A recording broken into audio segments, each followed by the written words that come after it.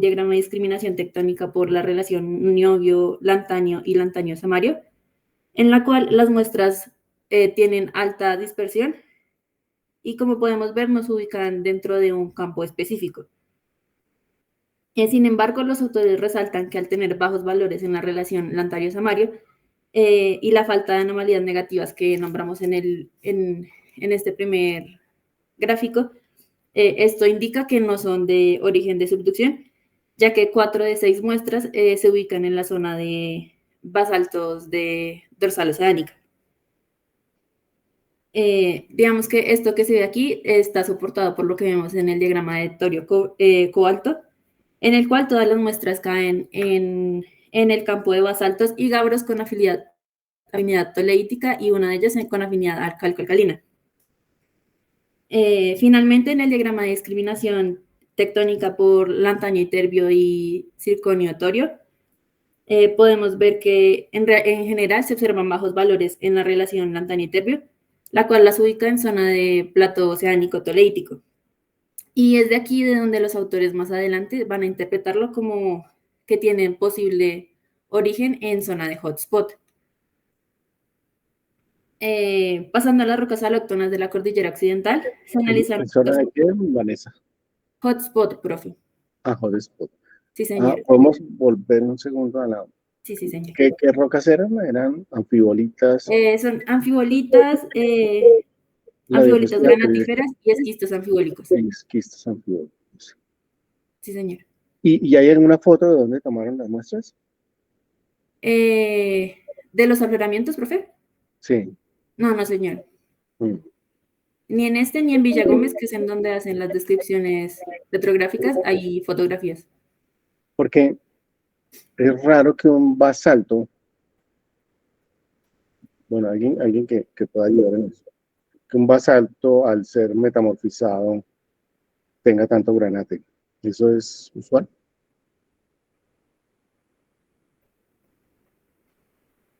¿Alguien? Porque requiere aluminio, mucho más, exacto, ¿dónde están las composiciones? Aluminio 14, 19, 15%. ¿Y cuál fue las que les dio en el campo calco-alcalino de todas estas?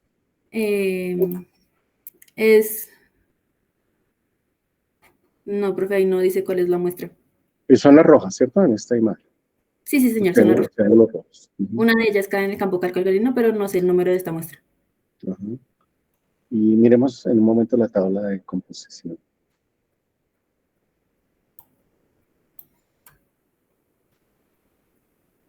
La que tiene más cuarzo es la 157, que es la anfibolita granatífera. Sí, señor. Y creo que es la única que está como anfibolita granatífera. Aquí esta tiene más o menos la misma cantidad de aluminio que las otras. Y algunas tienen incluso... sí, hay otra anfibolita granatífera. Esta. La 29, que tiene una buena cantidad de aluminio. Entonces yo no estoy muy convencido de que un basalto de alguna manera pueda tener tanto aluminio. Entonces por eso la sospecha con todas estas rocas siempre es que son sedimentos. Sí. Derivados de basaltos oceánicos aprisionados, pero ya sedimentos. Y al reciclar los sedimentos, por eso tienen efectivamente composición similar a la del dorsal mesoceánica, pero tiene otros elementos que sugieren que en el sistema entró otra cosa, entró cuarzo y entró aluminio, y eso sugiere que son sedimentos. Son sedimentos principalmente derivados de meteorización de basaltos, pero seguramente hay más componentes ahí. Eso llama la atención. Y fuera de eso, la textura. Los otros son esquistos también, ¿cierto? Esquistos anfibólicos. Sí, señor. Pues, supongo que son esquistos que tienen horplenda, ¿verdad? A ver, ¿alguno de estos es un esquisto? El de 87. Del 87, que tiene ese ramo. Profe, ¿y el hecho de que ellos lo relacionen con rocas de hotspot no le podría como justificar esa contaminación con aluminio? Sí, por eso es que lo hacen. En algunos lugares de esos, inclusive con cuarzo, porque la pluma de hotspot tiene que atravesarse la corteza, los basaltos, los gabros y los sedimentos que hay ahí, pero típicamente son sedimentos de cuarzo y calcita. Ahí no hay aluminio. Entonces Ok. no es, pueden incorporar cuarzo, pero no aluminio. Por eso es raro que sean granatíferas. Por eso preguntaba si alguien podía ayudar con el concepto de los granates, porque pues muchas de estas tienen mucho granate. Son anfibolita, mica blanca, granatífera, anfibolita granatífera, todas anfibolitas granatíferas. Esquistos anfibolíticos, o sea, la textura es un esquisto que tiene anfíboles. Hay anfibolitas que otra vez podrían ser para anfibolitas. O sea, estos podrían ser sedimentos. En otro artículo vamos a ver mejor eso porque hay unas fotografías que muestran intercalados las anfibolitas con los esquistos. Y eso solamente puede suceder si son sedimentos, en realidad son para anfibolitas. Después les llamaba la atención sobre la cantidad de aluminio. ¿Finalmente alguien puede decir algo de eso? ¿No? Bueno, piensen en el asunto y en algún momento hablamos de eso. Listo. Adelante, Vanessa. Ok.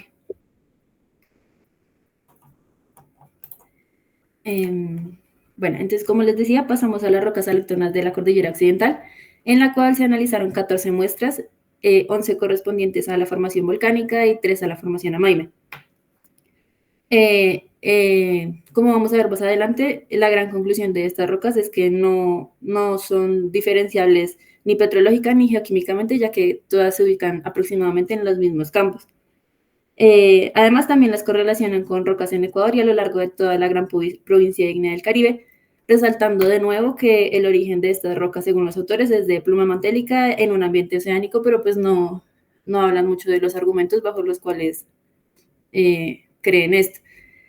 Entonces, en el diagrama Spider, normalizado a manto primitivo, podemos ver gran dispersión en los elementos litófilos, lo cual indica removilización debido a metasomatismo. Y de nuevo no se evidencia la anomalía negativa de niobio, tantal y titanio, por lo cual no se correlacionan con subducción. En el gráfico normalizado a condrita vemos patrones relativamente planos, y en el diagrama de clasificación torio-cobalto, todas las muestras caen en basaltos y gabros de afinidad toleítica. Entonces, las muestras de la formación volcánica son las que vemos en verde y las de la formación Amaime en rojo. En el gráfico de discriminación tectónica por niobio iterbio y circonio iterbio, vemos que las muestras no caen en el campo MORP y caen muy cerca de los basaltos islámicos, por lo cual los autores sugieren que el origen de estas rocas fue en plató oceánico, resultado que también corresponde a lo que se ve en el diagrama de la relación lantanio-iterbio y circonio-torio. Como vemos en todos los gráficos, las señales de estas dos formaciones se mezclan y tienen en general un comportamiento homogéneo, por lo cual los autores indican la similaridad y origen común para las rocas de estas dos formaciones, que ellos interpretan como rocas de plató oceánico o hotspot. Vanessa, si fueran gabros y basaltos dorsal mesoceánica, o sea, MORP, Sí, ¿en sí, sí. dónde caerían en esa gráfica del antaño circón, la de la derecha? En este, Mm. pues digamos, las rocas de quebrada grande que ellos asociaban como de MORP eran estas de acá. O sea, creo que precisamente para diferenciar las rocas que son de afinidad oceánica, que caerían hacia esta parte de abajo, es que ellos traen este otro diagrama. Uh-huh. A ver, ¿y ese diagrama qué dice? ¿Que son Este de acá, tipo islandico? Uh-huh. sí, sí, señor, Islandia. es para como diferenciar si son de afinidad de dorsal o de arco, y estos de tipo islandico sería como para asociarlo más a hotspot. Claro, pero los hotspots, recuerden, de Islandia están sobre la dorsal mesoceánica, Sí. ¿cierto? Así que tampoco es que sean muy diferentes, muy Mm, diferenciables. Bien, listo, Vanessa. listo. Y ya en la última parte de los resultados vemos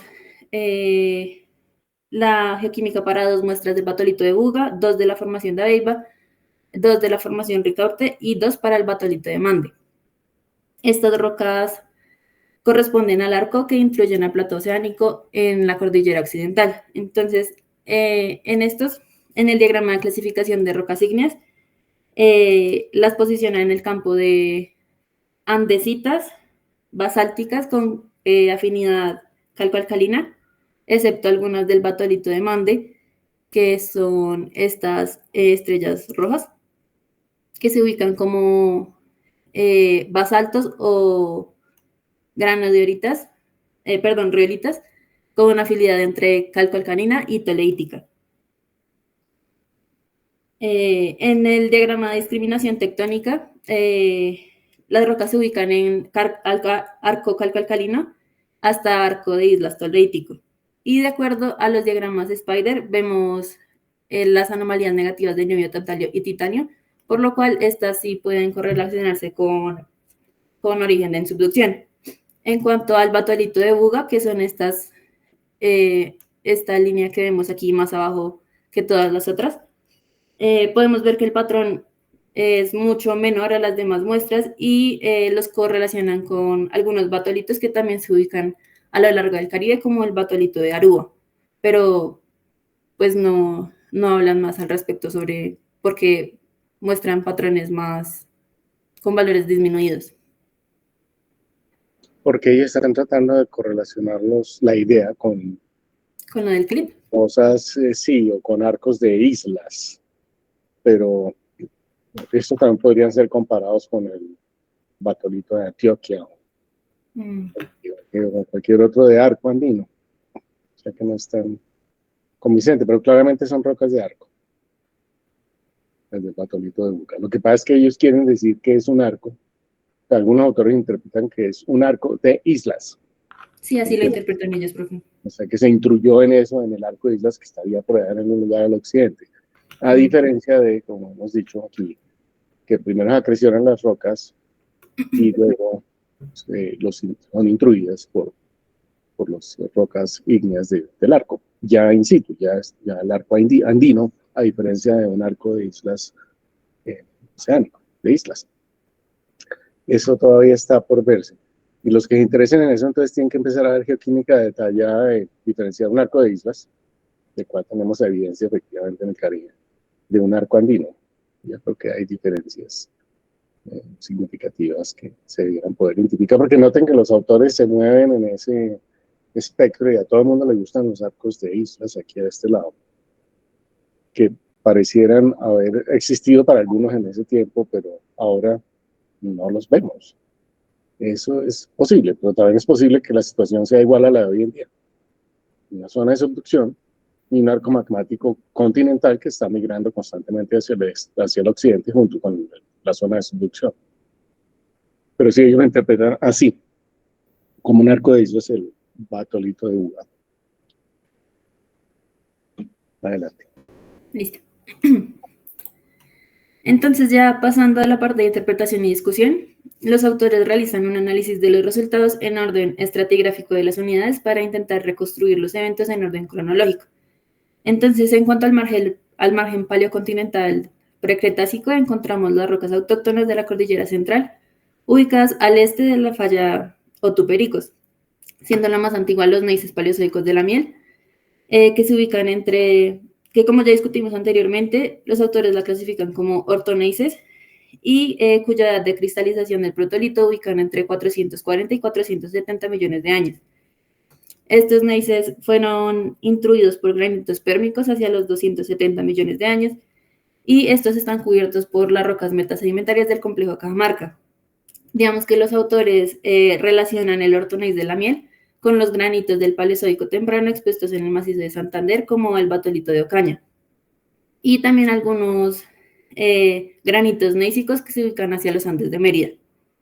Estos granitoides, según los autores, representarían la extensión hacia el norte del magmatismo de Arco en el Ordovícico tardío, dentro del margen del Océano Reico. En cuanto a los xenocristales que se encontraron en la muestra del ortoneis de la miel, que se ubican entre los 1.200 a 900 millones de años. Digamos que ellos interpretan que estas partículas provienen de terrenos precámbricos que fueron afectados por la orogenia greenvilliana, que pues por eso dan en este rango. Pero de nuevo no dicen, bueno, es que para los autores estas partículas fueron como de intrusiones, más no lo que hablábamos nosotros de que son muchas partículas como para que no sean más bien circones heredados y esto sea un Paranase.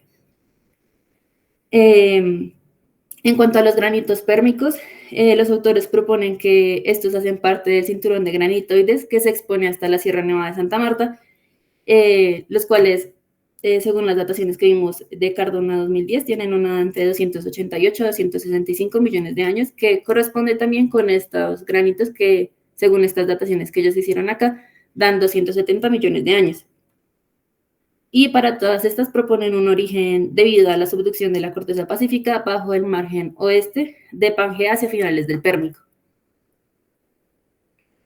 En cuanto a las rocas metasedimentarias del complejo Cajamarca, los autores interpretaron proveniencia principalmente del cratón por las partículas heredadas y también las correlacionan posiblemente con bloques que se ubican actualmente hacia Centroamérica, como lo es el bloque Chortis, el cual también posee este rango de edades y que según los autores puede ser fuente para el complejo Cajamarca que se depositó durante el rifting entre Norteamérica y Sudamérica en el Triásico. Digamos que los autores hacen esta correlación solamente por las edades de las rocas del bloque Chortis, pero pues no sé, profe, no es como muy poco argumento para ya hacer ese tipo de correlaciones. ¿Correlacionar qué con Chortis? Correlacionar. Cajamarca que puede tener proveniencia del bloque Chortis, dicen ellos. No creo. Mm. Eso es lo mismo que tratar de interpretar cualquier evento con un choque de terrenos. Creo que Chortis estaba un poco lejos. No Sí, creo pues, que o sea, sea- creo que en todo lo que vimos no hay como evidencia para decirlo y ellos simplemente lo botan ahí en las interpretaciones y ya. Sí, correcto. Y eso es una buena anotación. Uno debería, pues puede especular, pero digamos no puede poner cosas que no se discutieron en todo el artículo y ponerlo en las conclusiones. No se debe hacer. Sobre todo si no hay ninguna evidencia. Sí. Listo. Entonces, adicionalmente, durante la ruptura del continente se formaron granitos tipo S, como la muestra de B18, que fue un gneiss granodiorítico que vimos al inicio de la presentación, que tuvo una datación de 236 millones de años y que, según los autores, se emplazaron a lo largo de las zonas de cizalla durante este rifting entre Norteamérica y Sudamérica. En cuanto al rifting del Triásico y la apertura del océano Tetis, los autores mencionan que hay muy poca evidencia, pero que los datos obtenidos para el batolito de Ibagué sugieren que hacia los 180 millones de años ya estaba ocurriendo magmatismo relacionado a la subducción y que probablemente este duró hasta los 147 millones de años. Tras este periodo, los autores interpretan un periodo de calma debido a un cambio en el eje del arco, el cual migró hacia el oeste y que tenemos evidencias hacia los 115 millones de años. Estos autores proponen que el magmatismo cesó hacia los 145 millones de años debido a la migración de la trinchera hacia el oeste, que ellos interpretan como que en lo que se estaba subduciendo empezaron a como haber montes que hicieron que la subducción fuera un poco más lenta y que el eje del arco se moviera hacia el oeste. Entonces aquí podemos ver las imágenes que ellos muestran como intentando reconstruir los eventos. Entonces, hacia los 130 millones de años, vemos aquí lo que ellos llaman una cuenca marginal, en donde interpretan que se depositó del complejo Quebrada Grande.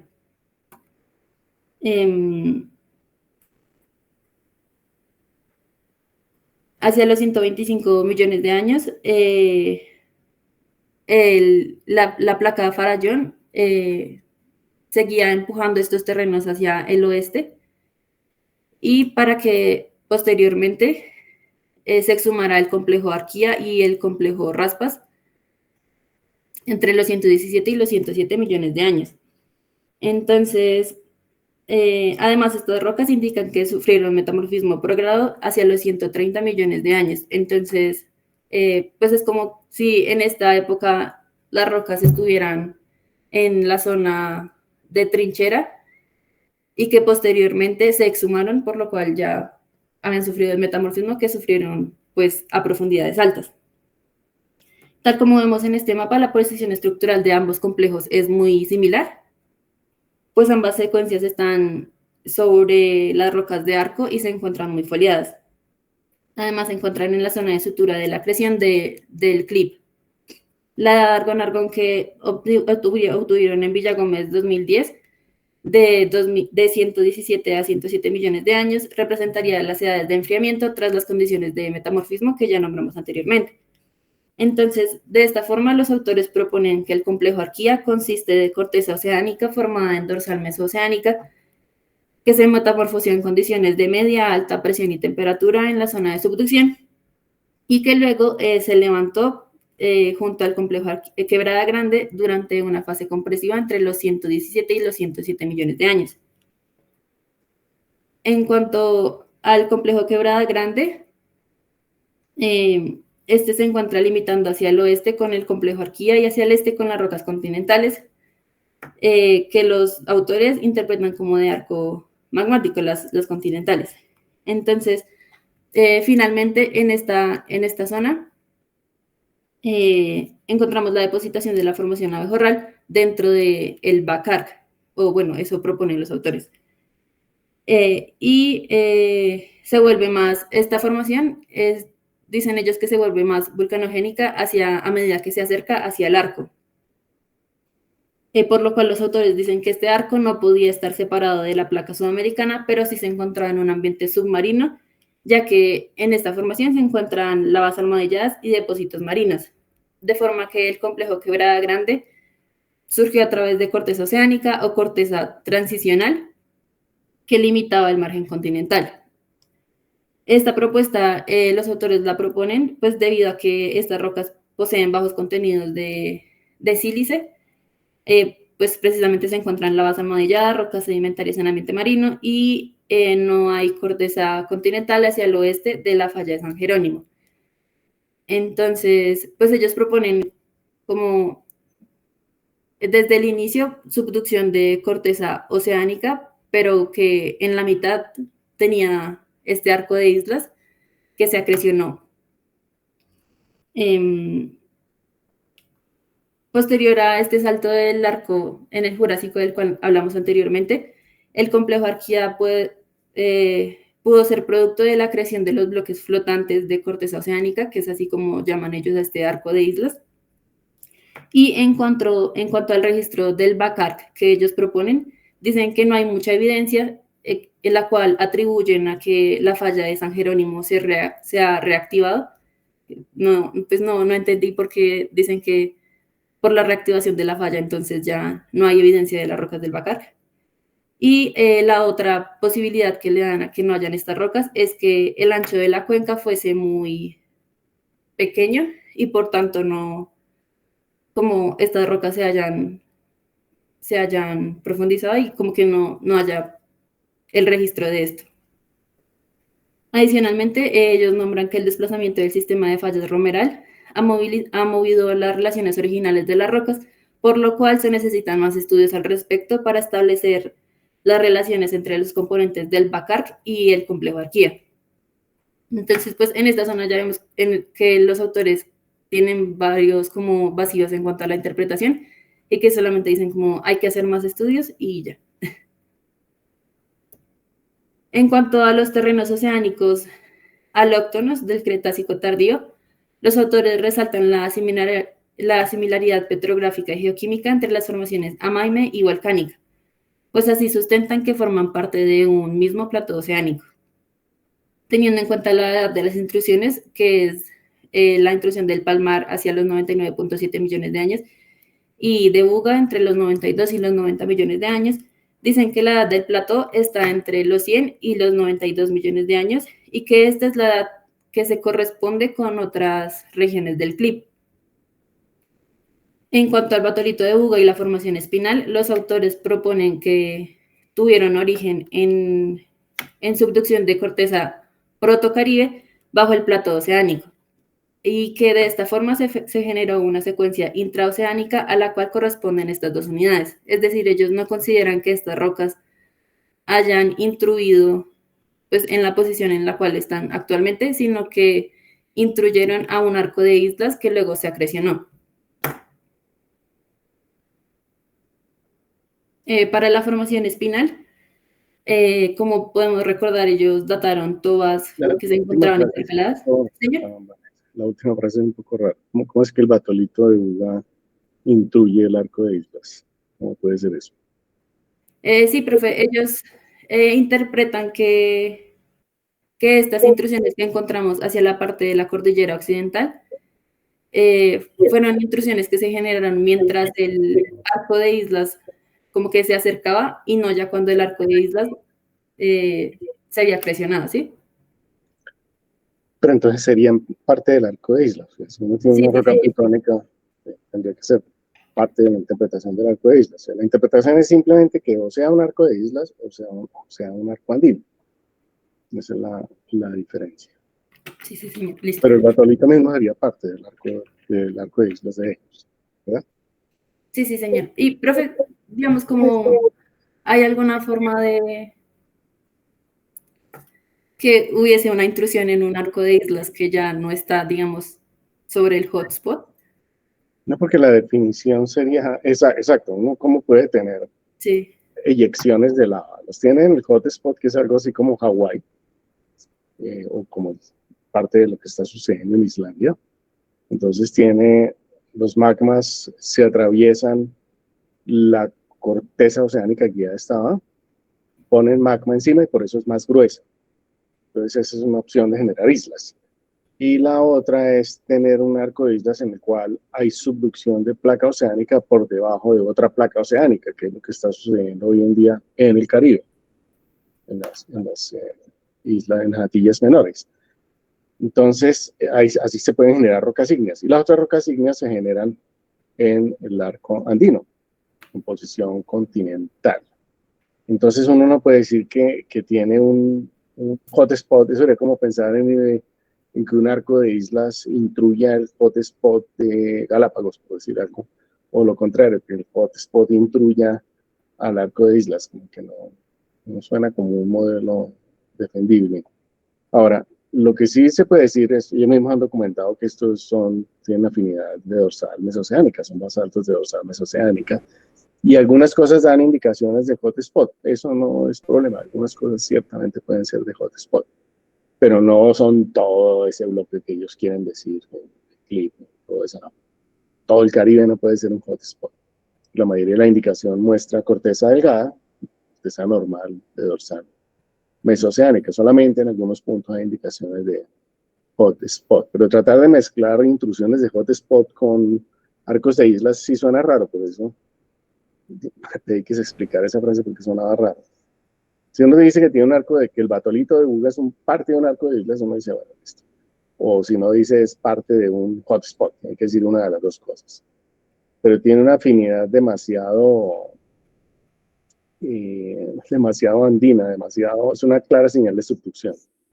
Entonces la única opción es decir que es de arco andino o de arco de islas. Pero yo estoy seguro que si se examina en detalle la composición real, la geoquímica de los arcos de islas actuales con lo que se está produciendo actualmente en los Andes, son diferentes y esos artículos están por ahí, eso ya se ha hecho. Pero si se dan cuenta aquí muchas de las interpretaciones son elásticas, ¿no? Ponen un arco de islas al frente del arco en lugar de ponerlo atrás, ponen arcos de islas que no existen, dicen que después se les desaparece porque se mueve la falla de San Jerónimo, cosas así por el estilo. O sea, es como poner una hipótesis que después se desaparece y eso es difícil. Por eso muchos de nosotros creemos que la base de datos apunta a una hipótesis más simple, subducción simplemente, debajo de las dos Américas, y en el centro, en la zona del Caribe, pues el choque de dos placas oceánicas que generan todas las islas que conocemos hoy en día, que todos son efectivamente arcos de islas, esos son reales. Pero tratar como de mezclarlos todos y convertir todos en un clip de Cretaceous Large Igneous Province, eso es como que no nos cabe en la cabeza alguno, porque un arco de una zona de hotspot son islas como las de Hawái, no va a llenar medio océano, simplemente es una cadena de islas. Aquí puede haber algunas cadenas de islas, no hay problema con eso, pero sí debiera ser mejor documentada. Me imagino que hay gente que lo está haciendo o ya lo ha hecho.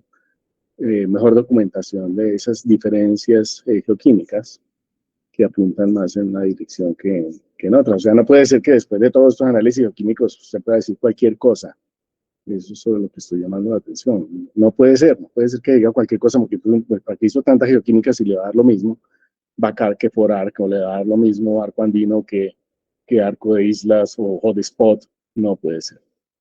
Entonces, esto es una situación complicada, ciertamente, porque es una zona de choque, y los sedimentos que se producen ahí luego se metamorfizan, dan una señal, a veces mixta, que tiene partículas derivadas del continente con zircón detrítico, y otras veces una señal muy oceánica, claramente MORPH, sobre todo con las tierras raras, que son las menos móviles. Entonces, da claramente una señal MORPH. Me parece que toda la literatura apunta a MORPH muy claramente, y las otras cosas son un poquitico más especulativas. O sea, corteza oceánica acrecionada y luego reciclada en sedimentos y luego metamorfizada. Esa es una hipótesis más, más lógica, más sencilla, que varios autores ya naturalmente defienden como más creíble. Por eso ustedes se confunden, por eso empiezan hablando de que si no puede ser que el arco de islas incluyó el hotspot. Eso suena muy raro. Ninguna de las dos cosas suena lógica. ¿De acuerdo? ¿Alguien levantó la mano? ¿Me pareció? Sí, hay dos manos. Laura. Sí, profe, es que me causa curiosidad, no hay como ninguna revisión de esos mismos años que apunten a la teoría o sí, que haya comparado esas rocas con en sí lo que estaba exhumado de la cordillera central, o solo estaban estas hipótesis. No se instalan el circón detrítico, que es una evidencia muy sólida, que muestra rocas muy antiguas y están presentes tanto en el complejo Cajamarca, como en el complejo Quebrada Grande, como en el complejo Arquía, los tres, que muestran que la proveniencia es continental. Y eso mata la idea de cualquier arco de islas. Es imposible traer las partículas del continente, sumergirlas en el mar y luego volverlas a sacar en un arco de islas. Eso es un imposible. La evidencia más sólida muestra claramente partículas continentales. A lo cual ellos han dicho, sí, es que es una cuenca marginal. Y entonces igual quieren ponerla en el back arc. Entonces cuando la ponen en el back arc empiezan a preguntarse, bueno, entonces muéstrame el arco. Y no existe. Entonces, más lógicamente es un fore-arc con partículas que vienen del continente, son los circones que están ahí, más los basaltos meteorizados y reciclados, y por eso da señal MORPH o señal mixta. Entonces, sí, la evidencia sí la hay. Lo de los circones es mortífero para todas estas teorías de arcos de islas, porque eso convierte en imposible la teoría del arco de islas. Vale, profe, gracias. Profe, yo tengo una pregunta. Es que en otros artículos también... Espérate un segundito, me estaba preguntando ahorita Laura Jiménez, ¿cierto? O Laura Garavito, no, Laura Jiménez. Jiménez, profe, sí, señor. Es que aquí tengo a la... Espérate un segundito, chequeo una cosa. Porque tengo personas que tienen muchos fallos aquí, no sé qué ha pasado. A ver, aquí está Andrés Ricardo Velasco, ¿ya apareció? Profe, a nosotros nos llamaron como para declarar en una cosa de campo que pasó, y él está ahorita creo que en una reunión virtual haciendo eso. Profe, aquí estoy conectado, qué pena. Sí está conectado. Andrés Ricardo Velasco. Por eso te digo un poco tarde. Sí, no hay problema. No, yo registro las dos cosas. A ver, cuénteme ahora. Gabriela Correa. ¿Sí está allá, Gabriela? ¿Gabriela está o no está? No. John Freddy Monroy. Buenos días, sí, profe, yo llegué como 2 minuticos tarde, estaba en una práctica ahí pequeñita de una materia detrás del CIT y pues mientras entré al CIT y luego vine acá a geología, pues me demoré un poco en entrar a la clase. Juan Amezquita. Juan Sebastián Amezquita, ¿ya está? No. Kevin Murillo. ¿Sí está Kevin? No. Y Laura Garavito. Tiene muchísimas fallas aquí. Supongo que canceló el curso. No, está por acá. Mariana. ¿Ya está aquí Mariana? ¿Mariana? No. Y Nicolás Guevara. Poco. Omar. También tiene muchas fallas. Supongo que canceló el curso. ¿O sí está aquí Omar? Omar.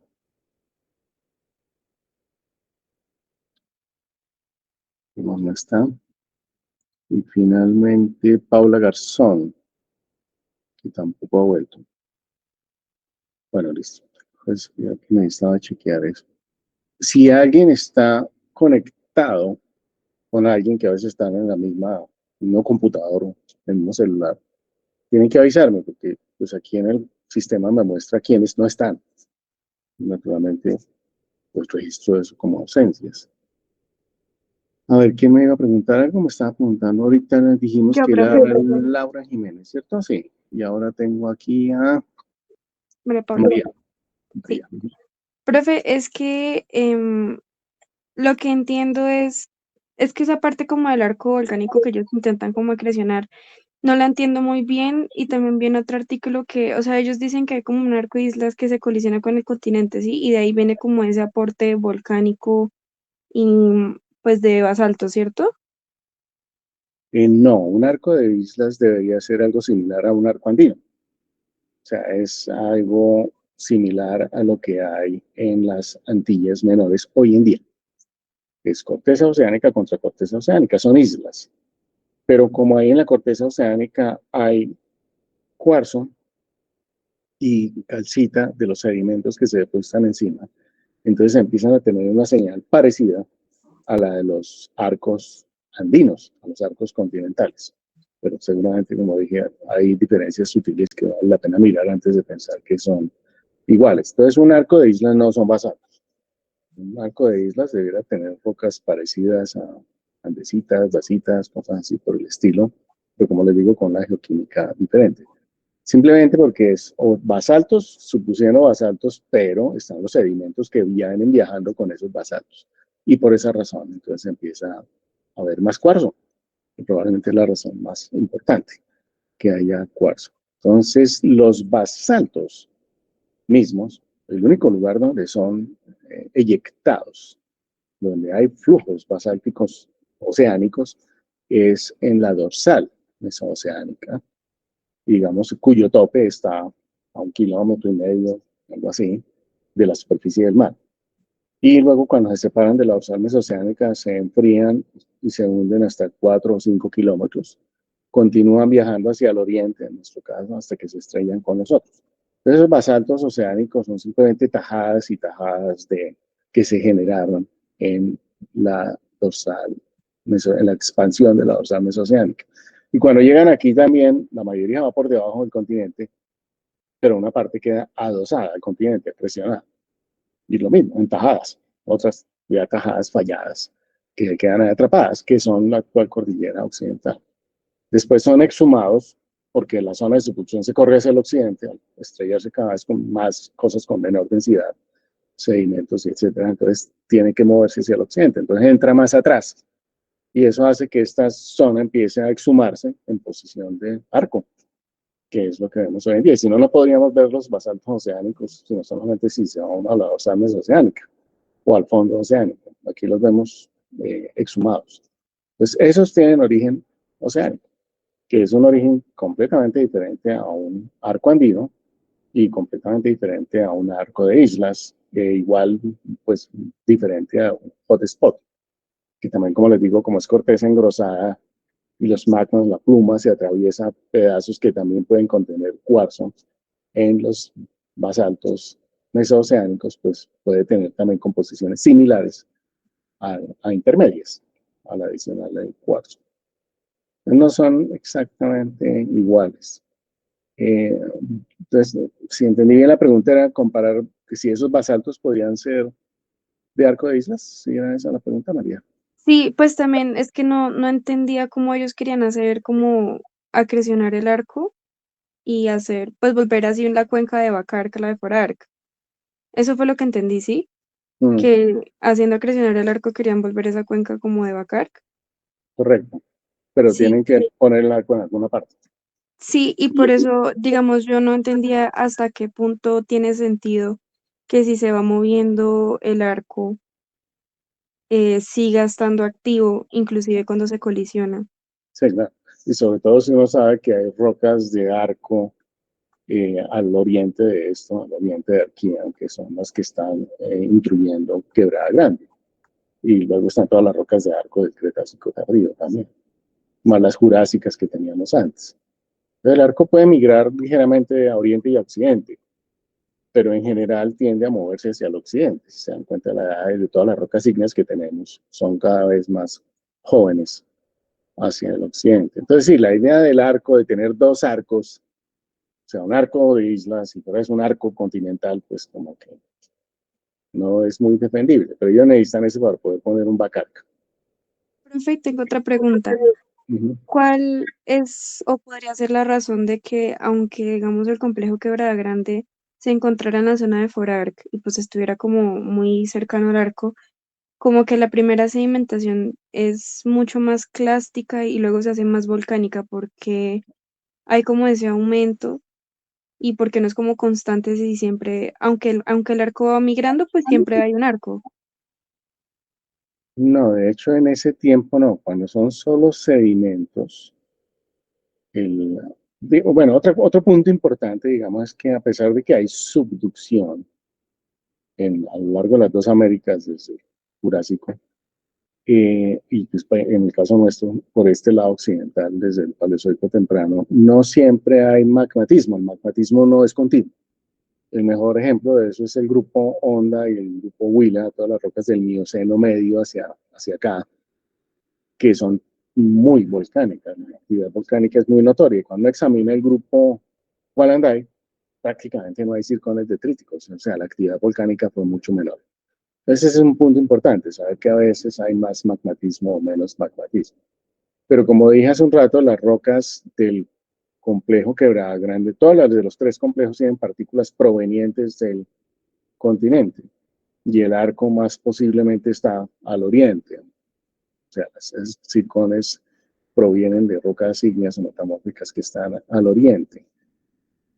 Y luego, después de un tiempo, entonces lo primero es sedimento. No, lo primero que sucede es que se acrecionan los basaltos. Eso sucede a 5 kilómetros de profundidad. Se acrecionaron, quedaron ahí, los otros se fueron por debajo. Y luego le tienen que caer sedimentos encima. Esos sedimentos serían los sedimentos más distales del talud y provienen también del continente. Entonces le caen y le caen sedimentos. En la medida que le caen sedimentos, esa porción de la corteza se hace menos densa. Y fuera de eso, en la pila, en la base de esa pila sedimentaria, en la zona de subducción, empieza a haber procesos de metamorfismo en la zona de subducción que hace que la densidad de esas rocas cambie. Empieza a haber esquistos verdes y entonces y anfibolitas y esas tienen menos densidad que los basaltos oceánicos. Pues al ser menos densas y más gruesa la corteza, eso obliga a la losa oceánica a entrar un poco más atrás, un poco más al occidente. Por esa razón empieza a haber sedimentos de Forarc encima de los basaltos acrecionados. Y después de 40 o 50 millones de años empieza ahí sí a haber rocas tipo andesita, tipo intermedia, porque el arco ya entró, se movió y quedó en lo que antes era el forarc. Entonces son episodios muy diferentes. El primero es acreción, luego sedimentación y metamorfismo a tiempo en la base de la pila sedimentaria. Y finalmente, como dije, 40 o 50 millones de años después, ahí sí la intrusión de magmas intermedios, de magmas andinos. Entonces son tres cosas. El timing es crucial, o sea, es imaginarse uno cuándo nacen esas rocas en la dorsal mesoceánica, luego vienen hacia nosotros, unas para acá, otras se van hacia el Asia, pero las que vienen hacia nosotros llegan 10, 20, 30, 40, 100 millones de años después, lo que sea, dependiendo de la velocidad. Y eso es lo que genera el sustrato sobre el cual caen los sedimentos del talud, los sedimentos que vienen del continente. Entonces, ese es un tiempo de nacimiento de los basaltos, luego el tiempo de acreción de los basaltos, seguido inmediatamente por la sedimentación y otros varias decenas de millones de años, la intrusión magmática del arco andino. Entonces, como dije antes, algunos tratan de meter el arco por ahí en la mitad. Como en esta figura, o sea, aquí se ve eso, quieren poner el arco como arco de islas, en lugar de arco continental. Pero en ese dibujo, como les digo, tienen el problema de que las partículas, podemos señalar ahí donde dice QGC, el complejo Quebrada Grande a la derecha, en cualquiera de los dos dibujos, me gusta más el de la izquierda, el de 130, el de 130. Entonces ahí está el arco, que es un arco transamericano, y que lo ponen separado de la placa nuestra, de la placa de Sudamérica. Y suponen que el arco está en la posición de Quebrada Grande, en la posición de arco, y le quieren poner unos sedimentos de Bacarc detrás. Pero la pregunta es, bueno, ¿qué hicieron después todos esos sedimentos de Bacarc? Que me parece que fue lo que dijeron que después se desaparecían por la falla de San Jerónimo o algo así. Pero el punto que quiero hacer es que esas partículas de la placa sudamericana, las partículas que generan, se van a dar hacia el forarc, hacia el talud. Podemos señalar el talud ahí de continente. Eso, ahí en todo el borde. No, tan lejos no, solamente en el borde del continente, es el talud. Y entonces tienen que llegar ahí al talud. Y la pregunta es, ¿y cómo hacen para volverse a subir y llegar a Quebrada Grande? Eso es como imposible. Entonces, por esa razón es más fácil explicar los sedimentos de Quebrada Grande como adyacentes al continente, y no como que vienen por ahí a la mitad de la nada. O sea, pero les digo que la evidencia más sólida en contra de esto son las edades de zircón detrítico, porque eso hace imposible. No hay manera de sacar zircón detrítico de 1.500 y 2.000, 3.000 millones de años en la mitad del océano. El zircón que viene del continente es claramente proveniente de nuestro escudo. Entonces, por eso no puede haber ahí ese hueco, ese mar marginal de complejo Quebrada Grande. Y tampoco existe el arco que tiene a la izquierda. ¿Cuál es? ¿Dónde está? ¿Qué se hizo ese arco? Uno puede decir que tiene un arco de islas que después se desaparece. Ellos tratan de desaparecerlo. Dicen, no, lo que pasa es que el arco de islas se va por el borde del continente y eso me queda en el Caribe. Entonces tienen que mover la placa más bien hacia el norte, en lugar de moverla hacia el oriente. Entonces, esa es una idea difícil de defender, como les digo, por la monumental evidencia de los zircones detríticos. Ellos podrían decir esto hace unos años, pero ahorita hay demasiada evidencia con el zircón detrítico. Y como les digo, el zircón detrítico tiene la misma edad, partículas muy antiguas, en Cajamarca, en Quebrada Grande y en Arquía. Por lo tanto, todos estaban pegados al borde del continente. Tengo ¿Sí? otra pregunta, perdón. Sí. Y en el caso en el que ellos ponen ese arco bien como en la zona o sea, como en la zona de subducción, que supuestamente involucra pues la capa, la corteza continental con la oceánica, y que supuestamente el arco se forma como en toda la intersección de la subducción, ¿eso es posible o cómo se denomina ese arco, continental o oceánico? Normalmente el arco está a equidistancia, 100 kilómetros, algo así, de la zona de subducción, al oriente. En el caso nuestro, como la placa está viajando hacia el oriente, la oceánica, eso genera esa fusión parcial y eso genera el arco de islas. Entonces, el arco de islas está a 150, 200 kilómetros de la zona de subducción, al oriente, y por lo tanto es un arco andino, no es un arco de islas, de ninguna manera. Profe, y otra, la última pregunta ya. Esto es que también en esos artículos suelen mencionar mucho que esta vaina de que hay acreción de basaltos oceánicos se hizo como en todo la margen del continente, como de, Sí, como, o sea que hay muchos, muchos complejos como el complejo Arquía a lo largo del continente. sí. En los demás continentes hay bibliografía que también mencione lo mismo que ponen aquí en el complejo Arquía, o hay algún artículo en el que mencionen que todo eso es forarqui, que simplemente es sedimentos de forarqui, basaltos acrecionados. Hay pocos, pero ya hay claramente más indicaciones, porque es exactamente la misma situación de que hasta Chile, en la zona de subducción, y lo mismo en América del Norte.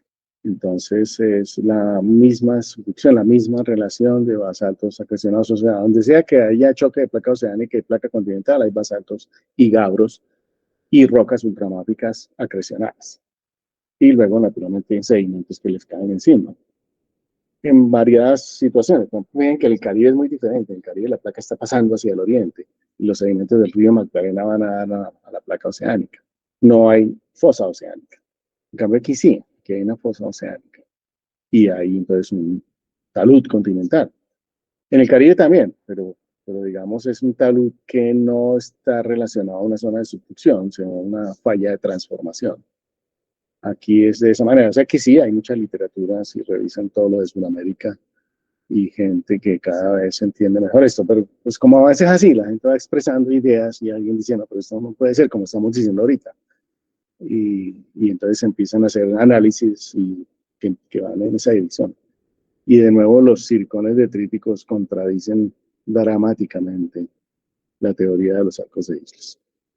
Ese es un imposible geológico. Coger las partículas del continente, bajarlas al bacar que dicen ellos, y luego volverlas a subir al arco de islas. No es imposible. Entonces, yo creo que sí hay mucha literatura y ya algunos autores que han publicado sobre Colombia ya empiezan a hablar de talud y de forac. Tímidamente, pero empiezan a hacerlo, porque la gente trata de no contradecir a todos los que habían dicho otra cosa antes. Pero como les digo, la base de datos es la que es crucial y uno la interpreta a la luz de todos los demás artículos. Hace lo mismo que hizo el autor, pero pues de pronto con un sentido más... uno trata de que tenga lógica, de que para uno sea lógico. Y fíjense las preguntas que ustedes me hacen, me hacen las preguntas que hay cosas que no cuadran, no entienden. Y bueno, ¿y dónde está el arco? ¿Y por qué? ¿Cómo hago para meter el arco entre el hotspot y todo eso? Porque eso suena muy raro. Entonces, si suena muy raro y no es defendible, pues es porque es incorrecto. Es más lógica la teoría simple de subducción. ¿Qué es lo que está sucediendo hoy? Hoy está sucediendo exactamente eso. No necesitamos modelos más complicados. Y si quieren ver un arco de islas, en el Caribe. Van a las Antillas Menores. Eso sí es un arco de islas. Cuba, Jamaica, República Dominicana, esos son todos arcos de islas. Algunos muy antiguos, como Cuba, que tienen sedimentos hasta el Jurásico, más que todo Cretácicos, pero tienen Jurásicos, efectivamente en los dos bordes del arco de islas. Entonces, el problema es que muchas veces la evidencia geoquímica no es tan contundente. Si se dan cuenta en algunos artículos dicen no, Mork o Bacarc. Pues si a uno le da lo mismo Mork que Bacarc, puede ponerlo a un lado o al otro, pues como que no era esa la línea de evidencia que le permitía a uno probar lo que quería probar. Sí, sí hay mucha literatura. Es en el resto de Sudamérica. ¿Quién más estaba por aquí? Ya. Hola, sí, profe, buenos días. Profe, yo tengo una duda que no alcanzo a entender completamente. Cuando hablan de que el arco se mueve, yo tengo entendido que es principalmente por el ángulo de subducción, ¿no? Cuando aumenta, el arco se mueve hacia el occidente. Y pues creería que cuando disminuye, Es que cuando aumenta, sí, ¿no? Cuando disminuye hacia el oriente. Pero correcto. eso es en un determinado rango porque si igual es menor a 20.5 grados, ya tenemos subducción tipo plana Ujú, y no hay magmatismo en ese caso. O sí, sea, no se generan arcos volcánicos. eso es Aparte de ese ángulo totalmente. de subducción, ¿hay algún otro criterio que usen para hacer migrar el arco? Sí, el concepto que estaba tratando de explicar hace un rato, que es, se acrecionan los pedazos de basalto oceánicos, quedan ahí atrapados 4 kilómetros. Previamente a eso se han adosado otras tajadas que están entre la corteza continental y la zona de subducción. Y todas esas tajadas son oceánicas, son basaltos y gabros. Y entonces esos basaltos y gabros empiezan a recibir sedimentos del forac. Y fuera de eso empiezan a metamorfizarse en toda la losa de la zona de subducción, algunos a 40 y 50 kilómetros. Empieza a haber eclogitas y todas las demás rocas metamórficas que ya hemos mencionado. En ese proceso de metamorfismo hay diferenciación tectónica, se continentalizan y adquieren una densidad menor. Las rocas empiezan a ser menos densas. Entonces el continente, para ponerlo en términos sencillos, crece. El continente crece hacia el occidente. Y eso sí obliga a la placa a entrar más atrás, porque se está estrellando con rocas cada vez menos densas y más gruesas, la corteza más gruesa. Entonces eso la obliga a retroceder. Entonces son dos mecanismos, ¿no? Cambiarle el ángulo, que puede cambiar en intervalos cortos de tiempo, que es el que usted explicaba, que es, se puede mover el arco ligeramente de derecha a izquierda al cambiar el ángulo. Pero el mecanismo principal es el crecimiento del continente. El continente crece constantemente hacia el occidente en virtud de los basaltos acrecionados y luego metamorfizados y o erosionados o simplemente erosionados, sedimentados y luego metamorfizados. Y a eso súmele que empieza el arco a migrar hacia el occidente y empieza a intruir todas esas rocas de forarc, como ya hemos visto en varios artículos. Entonces sí, son dos mecanismos diferentes. Uno es el crecimiento del continente y el otro es el de cambiar el ángulo de subducción, que puede ser temporal. Y eso sí mueve el arco ligeramente. Noten, por ejemplo, que todo el arco jurásico está, y los más viejos, tienden a estar hacia el oriente. El arco jurásico claramente está en el flanco oriental de la cordillera central y en parte de la cordillera oriental. Y luego ese mismo arco puede ser intruido por el arco del Cretácico. Dice que se mantiene más o menos en la misma posición. Están todas las rocas del Batolito de Antioquia y todos los que hemos mencionado que intruyen en esa posición. Y el arco del Cretácico temprano estaría intruyendo los sedimentos de Arquía, pero empiezan a intruirlos por allá en el Albiano, cuando los sedimentos arrancan en el Berriasiano. ¿De acuerdo? Una pregunta. Gracias. De eso mismo que pregunta Yang, de cómo qué criterios hacen que se mueva el arco hacia el este o hacia el oeste. Digamos, los autores dicen que ellos interpretan que, digamos, la corteza oceánica tuviese como engrosamientos los montes estos submarinos y que esto también como que cambiaría la posición del arco. ¿Eso sí tiene sentido, profe? Sí, correcto. Si quieren, ese es un tercer mecanismo.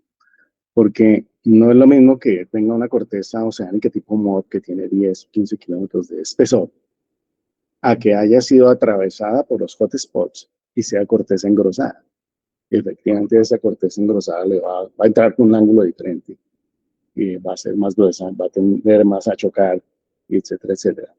Entonces sí, el grosor de la corteza oceánica también tiene influencia y contribuye al arco, me imagino, al ángulo, perdón, de cómo entra la losa de subducción.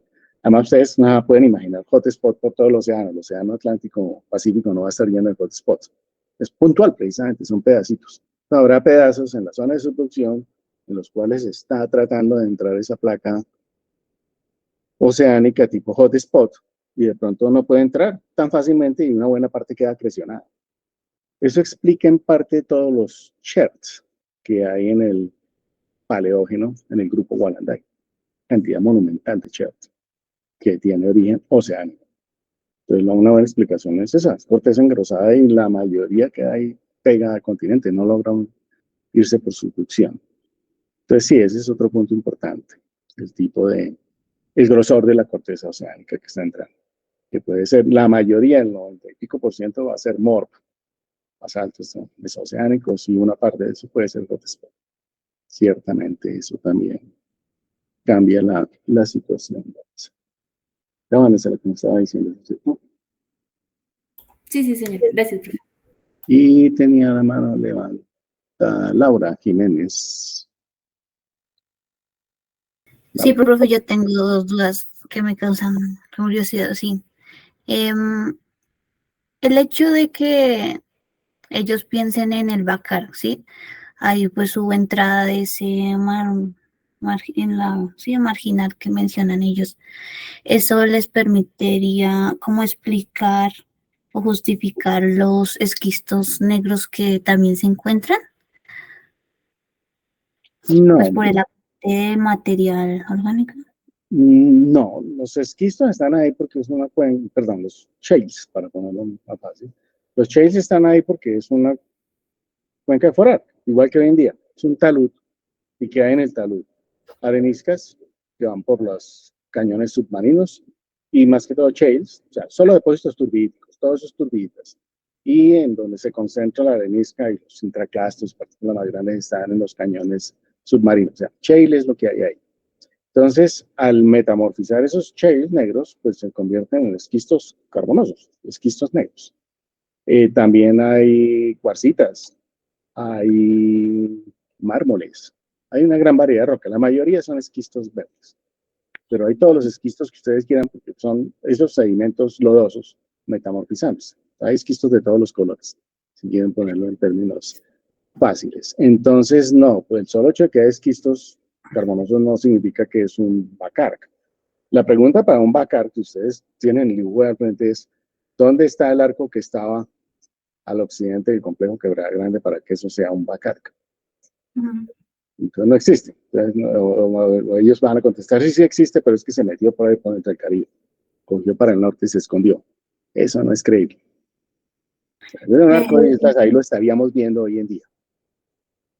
Eso tiene que ver con mi otra pregunta, profe. Pero igual, en un bacar no se pueden dar esquistos negros si hubo entrada marina, ¿es cierto? En un bacar, no, ¿No? porque en un bacar no hay forma de metamorfizar las rocas al punto que sí se ven en el Sí. forar, que es un punto supremamente importante. Todos esos esquistos y rocas asociadas, los mármoles, las todo lo que ustedes quieran que está ahí a mayor y menor profundidad, todos esos se metamorfizan porque la pila sedimentaria se multiplica mediante fallas y pliegues, como está, se puede mostrar, ustedes ya lo vieron en el Caribe, se veía magníficamente. Entonces es el único lugar donde se metamorfizan. Si ustedes ven el bacar real, que sí tenemos aquí los 5 kilómetros de sedimentos cretásicos donde sí vivimos, las únicas, pues todo está lleno de shales también, y las únicas rocas ígneas que hay son las que se fueron precisamente porque se agasa la corteza, y ni siquiera tenemos cuerpos plutónicos grandes, casi todos son diques, o sea que es la parte alta de esos cuerpos plutónicos que jamás fueron eyectados a superficie, simplemente estaban intuyendo los estratos que ya estaban depositados, y nada de eso está metamorfizado, ahí no hay un solo esquisto, todos son en ligeros grados de metamorfismo por el enterramiento, pero ninguno de esos se ha convertido ni siquiera en una filita, ni siquiera en una filita, y mucho menos esquistos. Pero en las cuencas de bacar no se produce el metamorfismo que sí se produce en el forar. Y ese es un punto muy importante para diferenciar una cuenca de otra. Y mi otra pregunta, profe, era de lo mismo que tú dices. O sea, ellos extienden el arco transamericano muy al norte, pero digamos, ¿en qué se basaría esa extensión tan al norte? O sea, como si habrán artículos o habrá evidencia que demuestre que ese arco también existe al norte y no sé, que tenga que ver con las Antillas, no sé. ¿Sí me hago entender? Del de las Antillas, digamos, son todas las islas todas las islas del Caribe son arcos e islas. Como les dije, empezando por Cuba y moviéndose hacia el oriente y hacia el este, pero hacia el oriente. Y hasta llegar a las Antillas menores que están activas hoy en día. El arco de islas de Cuba pues ya no está activo. Lo único que está activo son las Antillas menores. Esa es una historia diferente porque es lo que está ahí dentro del Caribe. Señalemos el Caribe donde dice Colombian Marginal Seaway, un poco al oriente de eso, y más al oriente. Entonces, sí hubo arcos de islas y hoy en día todavía están chocando las dos cortezas oceánicas, las dos cortezas oceánicas, produciendo efectivamente arcos de islas. Pero lo que está al norte de eso, donde está la palabra Trans-A, la A de American, esa está entrando por debajo del continente. y por lo tanto en América del Norte tienen rocas exactamente de la misma edad que nosotros desde el Jurásico, que es cuando América del Norte se mueve hacia el occidente y se separa de Gondwana, se separa de nosotros y abre el Océano Atlántico Norte. Entonces desde ahí empieza a haber subducción en ese flanco. En cambio nosotros tenemos subducción desde el Paleozoico temprano. Pero igual, desde el Jurásico, cuando nos separamos también de África, desde el Cretácico, que nos separamos de África, pues pues sigue naturalmente el proceso de subducción. Entonces son la misma subducción, placa oceánica pacífica moviéndose hacia el oriente. Una parte se va por debajo de Sudamérica, la otra se va por debajo de Norteamérica, efectivamente múltiples artículos con edades, y la otra se estrella contra el espacio que dejó América del Norte cuando la movió, que es la corteza oceánica que está ahí en ese espacio. Entonces, chocar corteza pacífica con corteza atlántica. Y eso es lo que hacen las islas de Caribe, que son todas efectivamente arcos de islas. Y si se acuerdan que ya que discutimos un artículo, había evidencia de hotspot también, había evidencia de islas ahí. Y la única explicación lógica era que fuera efectivamente una cadena de islas, un hotspot como el de Hawái. Eso sí tenía sentido. Pero con tres cosas, ¿no? El Caribe es una historia diferente por eso, es corteza oceánica contra corteza oceánica. Pero igual, entonces sí tendrían como justificar que extiendan tanto ese arco. Sí, no, el arco transamericano es totalmente real. Pero existe solamente el concepto, digamos, desde el Jurásico medio, cuando se abre el Océano Atlántico, cuando se separa América del Norte. Y antes de eso, pues nosotros teníamos nuestra propia zona de subducción. Recuerden que América del Norte está pegada a nosotros todo el tiempo durante la orogenia grenviliana. Y después se separa y empieza a moverse hacia el oriente, y por eso tenemos los Apalaches, todo lo del oriente es paleozoico. O sea que en ese punto, la América del Norte tiene toda la zona de subducción en el lado oriental, mientras nosotros la tenemos en nuestro lado occidental. Y luego cuando se vuelve a separar América, entonces ya empieza a haber subducción por el lado occidental, pero eso solamente arranca en el Jurásico medio, 180 millones de años. El concepto de arco transamericano es Jurásico hacia acá. Vale, profe, gracias. Luis.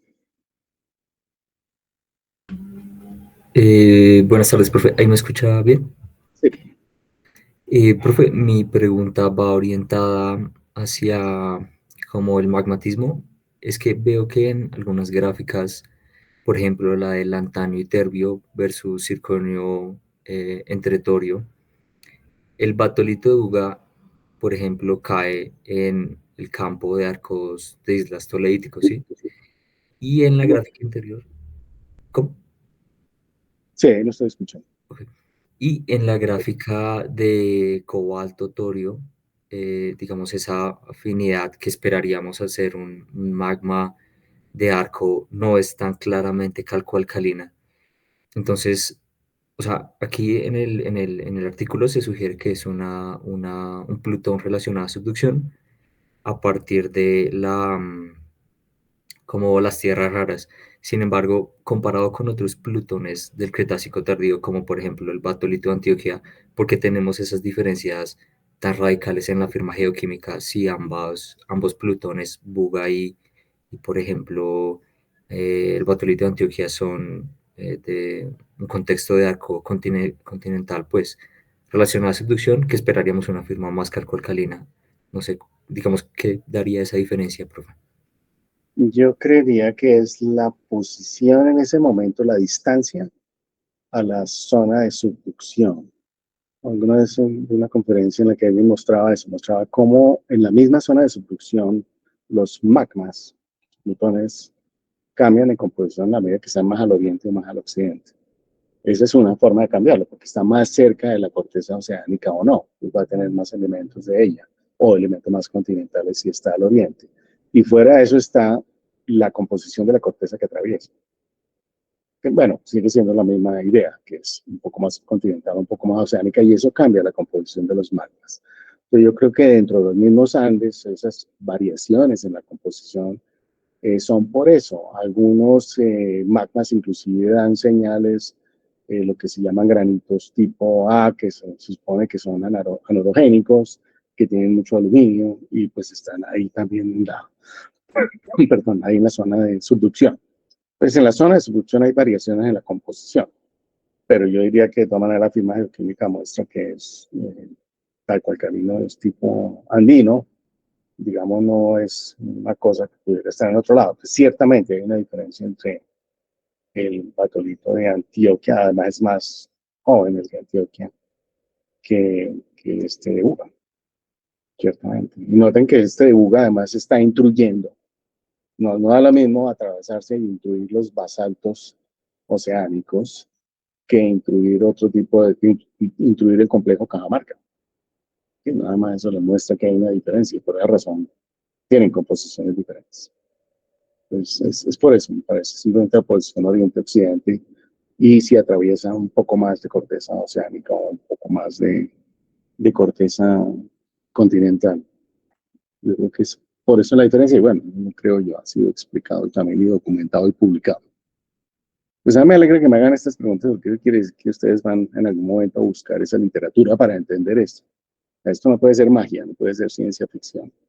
Tiene que haber evidencia sólida. Y cada vez hay más porque cada vez los geólogos tenemos más acceso a información científica sólida, defendible. Cada vez es menos lo que uno crea y más lo que sí puede mostrar con una base de datos.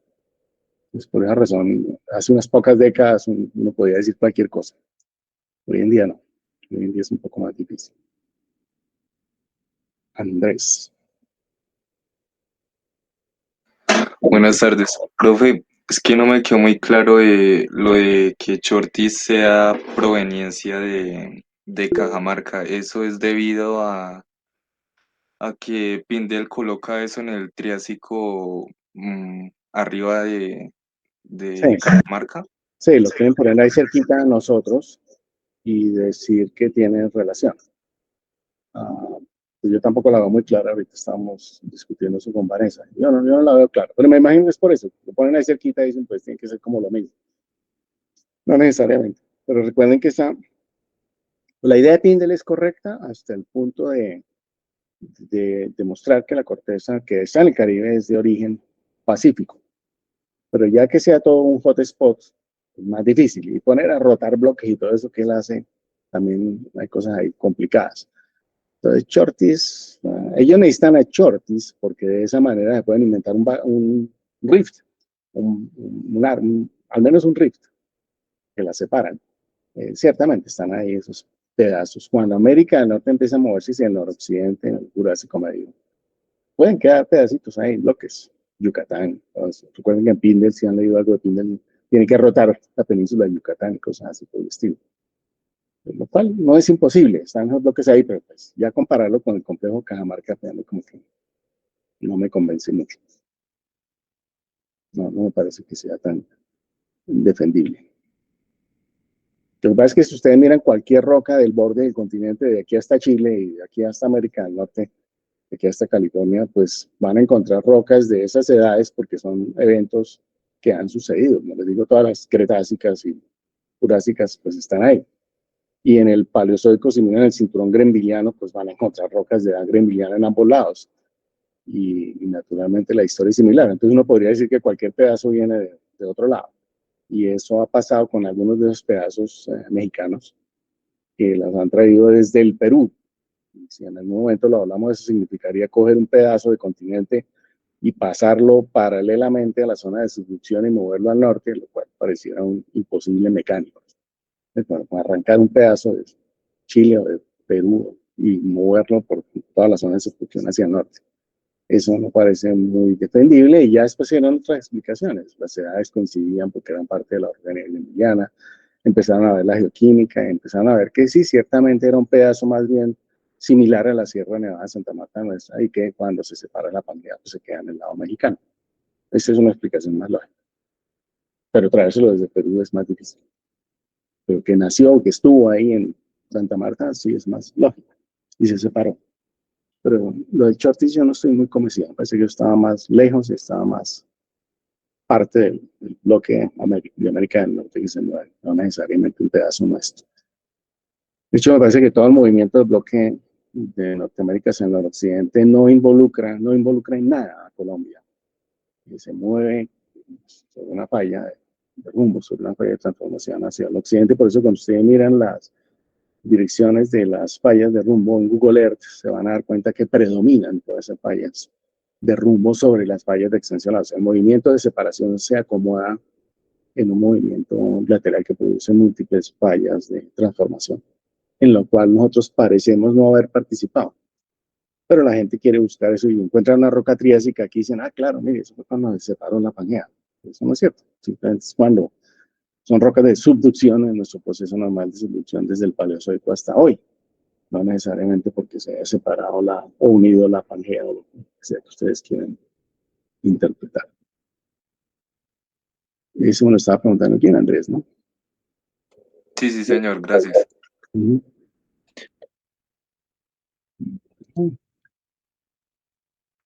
Entonces, ¿sí?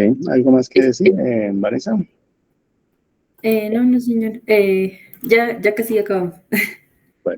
Bueno, entonces, en cuanto a las rocas de la formación espinal, como les decía, se dataron todas, quedan una de 75.5 millones de años, que corresponde con dataciones fósiles que habían dado entre Campaniano y Maastrichtiano, y que según los autores representan la fuente volcánica de un magmatismo anterior a la colisión con el continente, que era lo que hablábamos ahorita.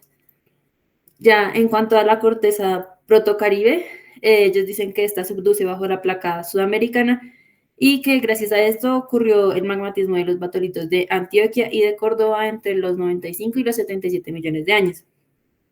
La zona de sutura se ubica a lo largo de la falla Cauca-Almaguer y en esta se presentan fragmentos del complejo Arquía junto a las rocas del Clip. Por último, en cuanto a las rocas terciarias, que es como lo vuelven a llamar ellos, es decir, del Cenozoico, estas sobre todo se ubican sobre la cordillera occidental y allí, según los autores, hay un arco calco-alcalino post-colisión del cual surgió la cordillera, que surgió en la cordillera central, como lo es el batolito de Sonsón, entre los 65 y 55 millones de años. Posteriormente entre el Eoceno y el Oligoceno, las rocas magmáticas del batolito de Mande y la formación de Aveiva se formaron en lo que ellos llaman la estela o como el pedacito final del clip, y estas se acretaron a Sudamérica entre el Mioceno y Plioceno según la interpretación de ellos. Y ya como conclusiones, los autores nos proponen 9. El primero es que el basamento de la cordillera central se compone de los granitoides del Paleozoico inferior, que ya revisamos, los cuales representan el arco del Ordovícico tardío formado en los márgenes del Océano Reico. En cuanto al complejo Cajamarca, le dan una edad máxima de depositación entre los 220 y 240 millones de años, y esta se depositó durante el desensamblaje de Pangea coetáneo a magmatismo. El magmatismo de Arco inició entre los 180 y duró hasta los 145 millones de años, el cual fue coetáneo con la creación de los montes submarinos flotantes que exhumaron el complejo Arquía y Quebrada Grande. Del complejo Arquía mencionan que este tuvo como protolito las rocas originadas en el Mor y montes submarinos que de nuevo correlaciona con el complejo Raspas, que fue exhumado entre los 117 y 107 millones de años. En cuanto se produjo el cierre del arco Quebrada Grande y este se acrecionó a Sudamérica, se obtuvo el complejo Arquía al mismo tiempo que se sucedía la apertura del Océano Atlántico, que también al tiempo desplazaba la placa suramericana hacia el oeste. En cuanto al terreno Calima, los autores concluyen que forma parte del CRIP y que posee edades entre 100 a 92 millones de años. En cuanto a la corteza remanente o la cuenca que ellos ponen entre el CRIP y el continente, dicen que esta se consumió en un doble sistema de subducción, generando un arco de islas en donde se generó el batolito de Uga, que ya lo discutimos anteriormente, y también el arco continental que produjo el batolito de Antioquia. En cuanto a la colisión del clip, esta sucedió entre los 75 y 70 millones de años. Dicen ellos que aquí pues se terminaron ambos arcos que formaron el batolito de Uga y el batolito de Antioquia, y esto produjo una exhumación rápida del margen paleocontinental, es decir, de la cordillera central. Y por último, que la subducción bajo el clip continuó hasta el terciario temprano, evidencia de ello el batolito de Sonsón, y que las rocas de arco del Eoceno, que revisé y ellos definitivamente sí dicen que es Eoceno, a lo que ayer habíamos, bueno, el miércoles habíamos visto que corresponde al Oligoceno, de las rocas de la formación de Aveiga. Y ya, eso es todo.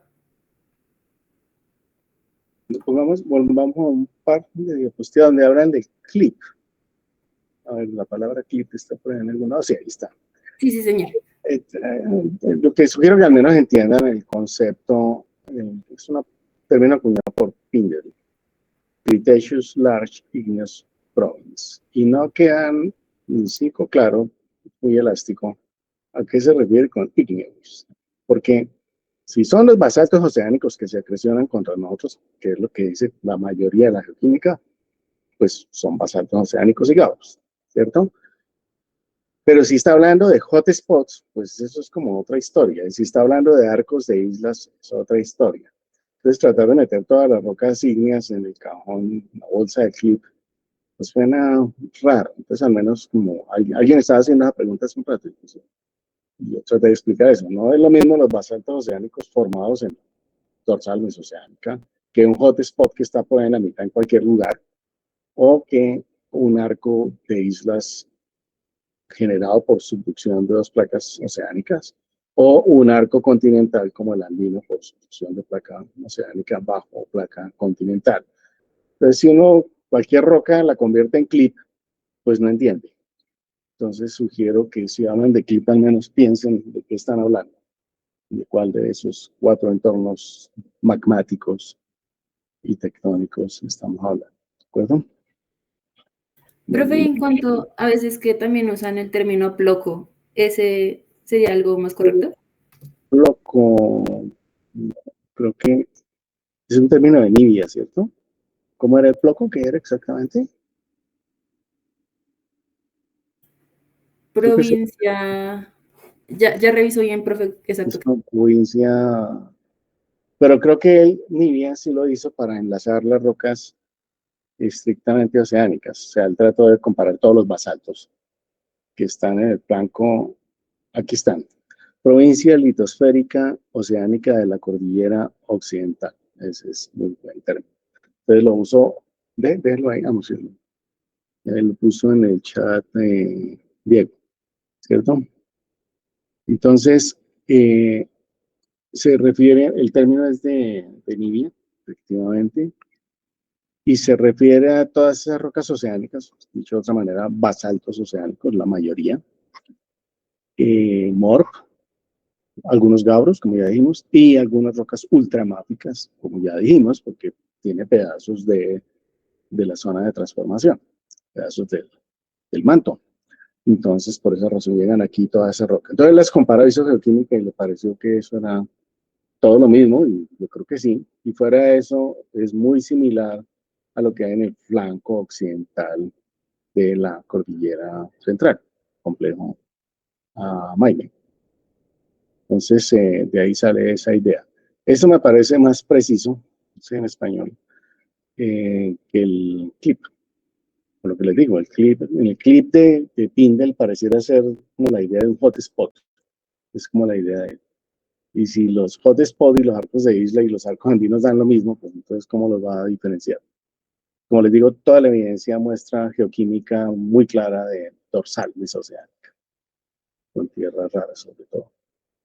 Entonces, de ahí sale ese término. No es exactamente lo mismo, pero pues explica mejor la idea de que todos esos basaltos que están en la cordillera occidental son lo mismo. Y yo creo que eso es correcto.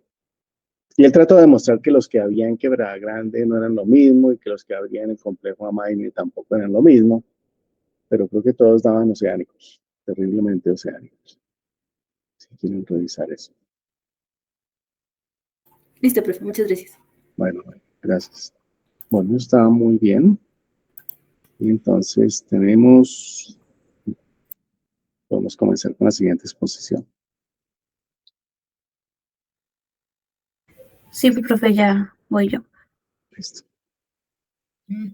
Al fin cambiaron con alguien, era un chico que tenía... Hola, profe.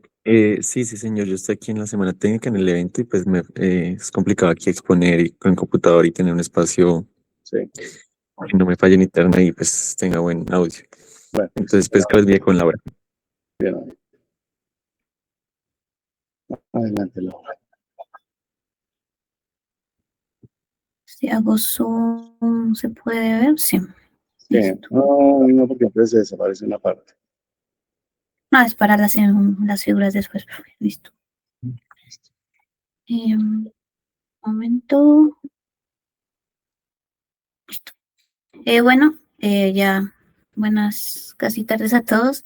Mi nombre es Laura Daniela Jiménez Prada y pues en lo que queda el día de hoy les presentaré el artículo titulado Geoquímica y Petrología de las Metabasitas del Complejo Arquía, municipio Santa Fe de Antioquia y Río Arquía, Colombia, implicaciones geodinámicas, que fue publicado en el año 2012 por los autores Elvira Cristina Ruiz Jiménez, Ida del Blanco Quintero, Luz Mari Toro Toro, Mario Moreno Sánchez, César Vinasco y Antonio García. Entonces, en este artículo, pues seguiremos tratando como el entorno tectónico de los complejos Arquía y Quebrada Grande, pero nos enfocaremos con la interpretación de los datos de geoquímica y petrología del complejo Arquía, que en sí realizan estos autores.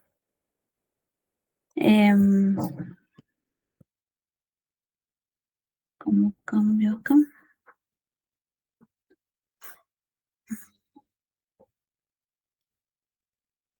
Bueno, listo.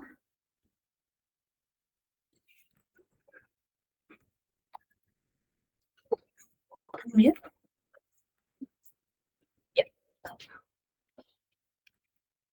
Bueno, ahí, ya. Listo.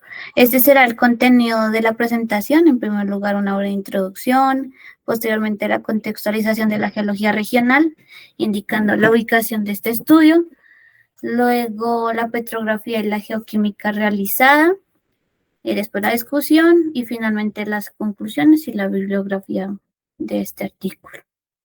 Listo. Bueno, los autores, antes de abarcar en sí su estudio sobre el complejo Arquía, dan una contextualización de lo que sucede en el borde occidental de Sudamérica. Pero aunque yo creo que me toca aquí cargar otra la página para que se vean las imágenes.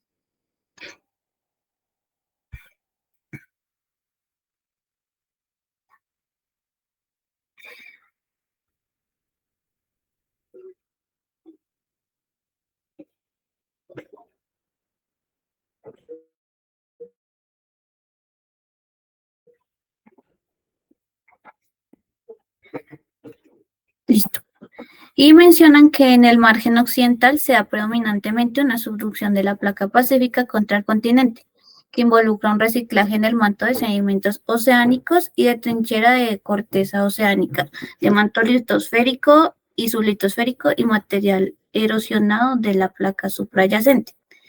Ya en sí, respecto a los Andes del norte, es decir, Colombia, Ecuador, Venezuela y el norte de Perú, citan los trabajos de Villagómez, Kerr, Beudón, Pindel, Kenan, Vallejo y otros, para indicar que esta zona se formó principalmente por procesos de colisión de arcos de islas y fragmentos de corteza oceánica, y adicionalmente procesos de acreción y subducción de terrenos alóctonos cretácicos de origen oceánico, perdón. Quise traerles esta imagen de la que vemos al lado derecho, que tomé el artículo de Vallejo y otros del 2009, porque se muestra la ubicación y la extensión de esos fragmentos de corteza oceánica y procesos de acreción y subducción de los terrenos alóctonos cretácicos de origen oceánico que mencionan en este artículo. Entonces, sí, acá están como diferenciados esos fragmentos a los que ellos se refieren. Listo. También en la introducción se da una contextualización de la corteza oceánica abisal como tal de tipo MOR, que es lo que para ellos representa los protolitos del complejo Arquía, y dicen que corresponden a rocas basálticas empobrecidas en elementos traza incompatibles y que para que haya un enriquecimiento de estos elementos se requiere una alteración hidrotermal, ya sea en zonas convergentes o divergentes, donde en las primeras los sedimentos de la placa subducente juegan un papel fundamental para el proceso de modificación composicional en los procesos de subducción y acreción, que son procesos donde se generan reacciones metamórficas programadas para la infiltración de fluidos derivados de la corteza subducente. Y esto pues claramente lo van a mencionar porque es como la base teórica para su discusión y su interpretación.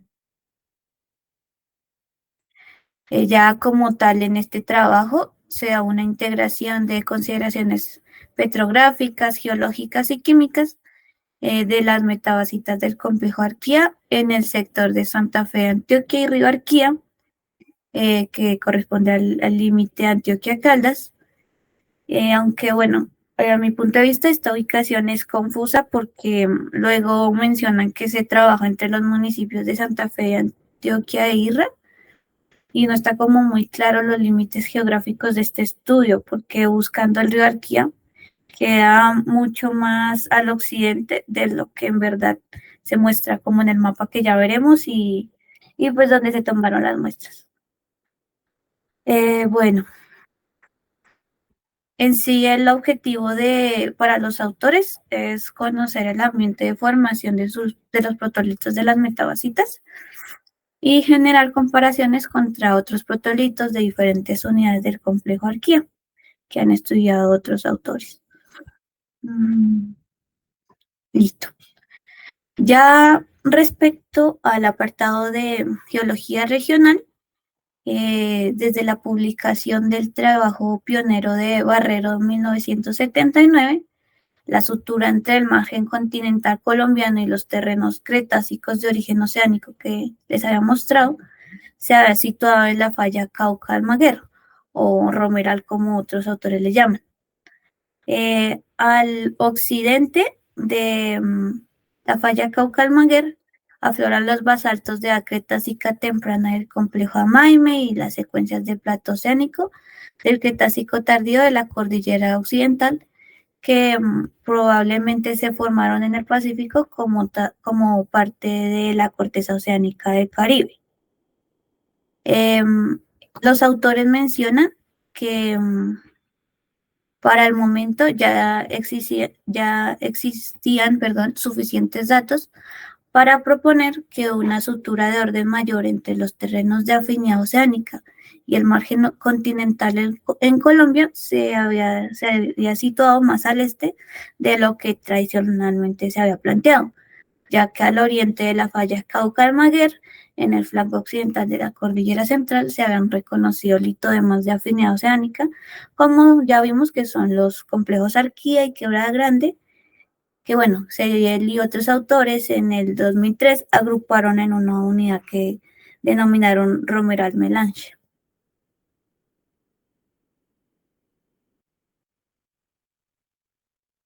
Listo. En general, el estudio y la definición del complejo Arquía inicia con la descripción que realiza Restrepo y Tozane en 1976, que incluyó anfiolitas grandíferas, esquistos verdes y esquistos negros, a los cuales les asignaron metamorfismo barroviano de edad Cretácico medio, específicamente una edad de 113 más o menos 5 millones de años, a partir de datación potasio-argón en Orblenda. Y dijeron que, le asignaron un origen a partir de cabalgamiento de corteza oceánica. En la imagen podemos ver el mapa de su estudio y bueno, quise presentárselos, quise traerlo porque se darán cuenta más adelante que sus límites son muy similares al mapa de este artículo. Y me llamó sí mucho la atención porque acá en este artículo sí es que mencionan el río Arquía que les dije, y eso que el río Arquía está, de hecho, mucho más al occidente, y por mucho unas vertientes se extienden como hasta la zona de Urrao. Pero sí, es curioso. Pero un momentico, el mapa otra vez. ¿Dónde está el río Arquía ahí? No, profe, es que de hecho está mucho más a este lado. Mucho. Por eso unas vertientes se extienden como hasta por acá. Yo no estoy muy seguro de eso porque me parece que incluso desemboca en el Cauca. ¿O no? Sí, pues los mapas que busqué y todo, profe, me indican que está mucho más. Por eso pensé de pronto, no se ¿Y encuentran dónde en los mapas. desemboca? ¿Dónde está Mamato ahí?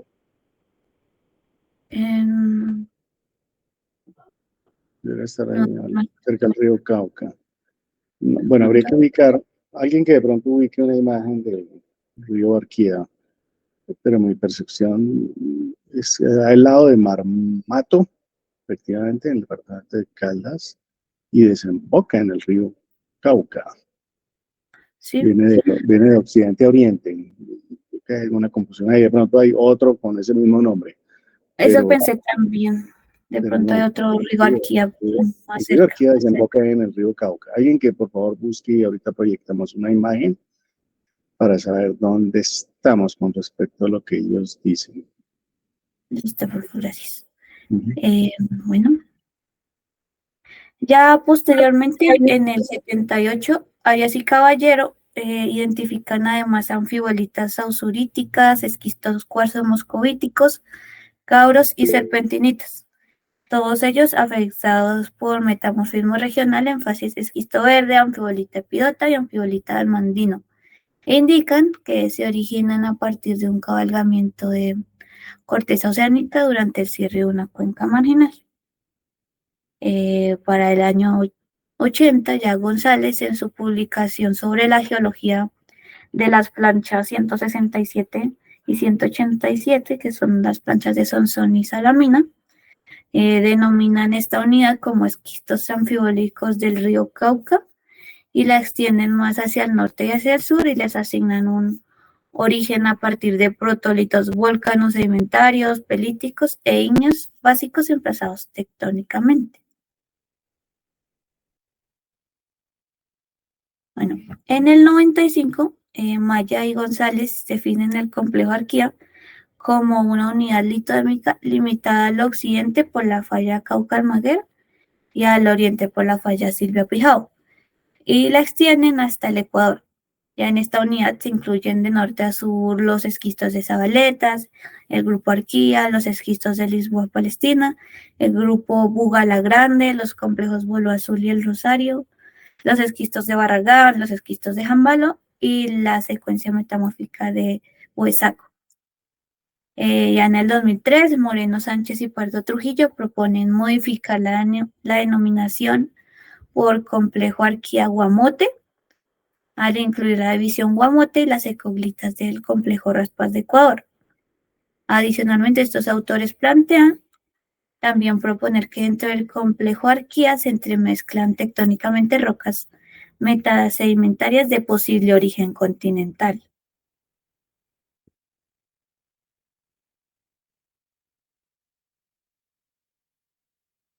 Bueno, Macor y otros en 1984 concluyen que algunos de los litodemas del complejo Arquía, como lo son las anfiolitas del Rosario, los metagrados de Bolo Azul y los esquistos de Bugala Grande, formaron parte de un arco de islas que colisionó con el margen este del complejo Cajamarca durante el Carbonífero. Sin embargo, las edades radiométricas de los diferentes litodemas del complejo que se tienen hasta la fecha de este artículo únicamente sugieren eventos metamórficos mesozoicos. Específicamente, los datos disponibles aportan edades que van desde el Triásico, gracias a los aportes de Restrepo y Vinasco, hasta el Cretácico temprano, según trabajos de autores como Toazán, Restrepo, Vinasco, Moreno Sánchez y Pardo Trujillo, Bustamante, Giraldo, Villagómez y otros entre 1975 y 2011. Adicionalmente, algunos autores como Nivia, Macor, Gómez y Rodríguez infieren que el complejo Arquía es paleozoico según únicamente en relaciones de campo.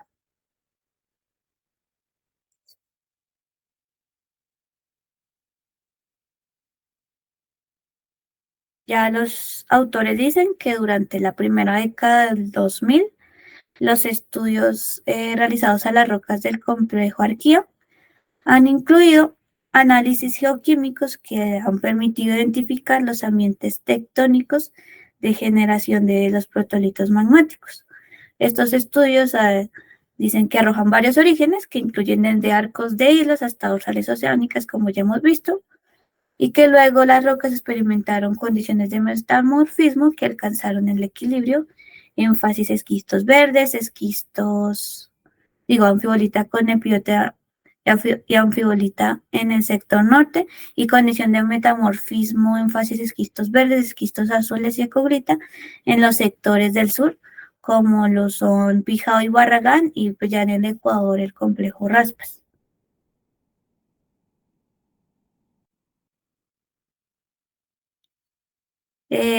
Según la publicación de González de 1980, las rocas estudiadas se hallan comúnmente intruidas por una serie de pequeños cuerpos y diques graníticos no deformados que, según datos geocronológicos de otros artículos de González, Restrepo y Franz, tienen edades Mioceno tardío Plioceno, específicamente entre 6 y 7 millones de años, hallados por datación potasio-argón en biotita y horblenda.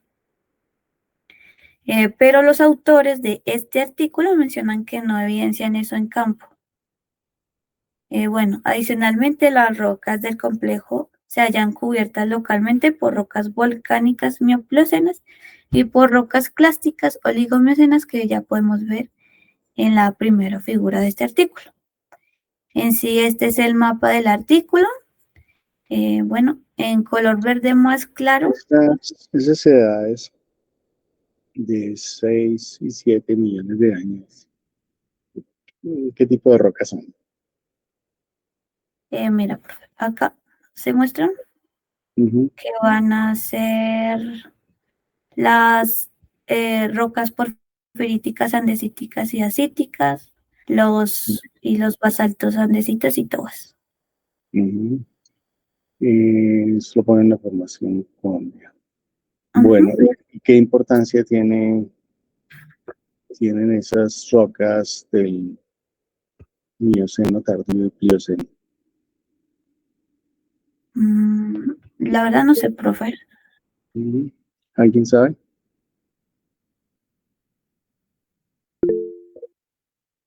A ver, Luis.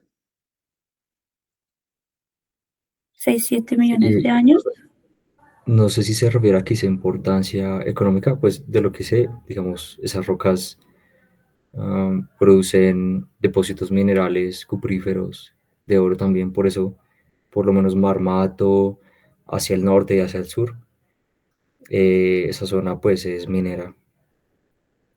Sí, correcto. Y de hecho, pues están ahí instruyendo el complejo Arquía, pero inclusive intruyen pedazos de la corteza oceánica de la cordillera occidental. Y por eso tienen tanta importancia.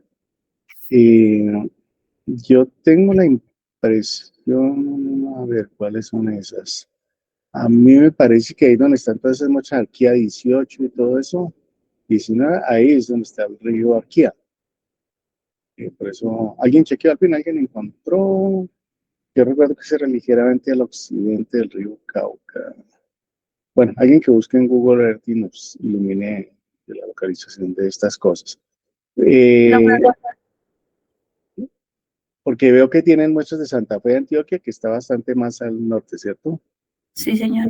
Y más al sur. ¿Todas esas las estudiaron? ¿Todas esas las reportan en el artículo o no? Sí, señor, pero no, o sea, a las que ya vamos a ver, que son las muestras que están en blanco, esas solo le hicieron petrografía. Y las que están con rojo, esas son las 6 muestras que le hicieron también adicional a la petrografía geoquímica. Y que creo que son las que están aquí también, exacto, al sur de la Pintada. Y unas están ahí cerca del río. Y también hay otros en la localidad de Irra. Pero todas están en proximidades al río Cauca. Pero bueno, esas rocas del Mioceno son supremamente importantes. También incluyen rocas del complejo Cajamarca, en la zona de la Colosa, que también es un yacimiento muy rico de oro. Entonces, típicamente el oro está en esas andesitas, en las rocas volcánicas se encuentra oro y incluyen varios lugares. Las más importantes son las del Mioceno, pero hay de otras edades. Pero efectivamente esa es la importancia de esta zona. Yo recuerdo una vez que fuimos a esta zona de Marmato y por el río Arquía nosotros veíamos pedazos de dacitas, andesitas, que son una unidad que incluía el complejo Arquía. Adelante, Laura. Sí, profe, es que lo malo es que tampoco en el mapa como que pongan el río Arquía, o bueno, no lo indiquen. Deberían, sí, eso me parece dramático. Porque es el río que le da nombre a la unidad. Se supone que es la localidad tipo. Bueno, sí, buen punto. Y bueno, acá ya en este mapa el complejo Arquía va a estar en este color verde más claro, ¿listo? Y bueno, que también nos interese el complejo Quebrada Grande, que va a ser el más oscurito, por estos lados. Listo.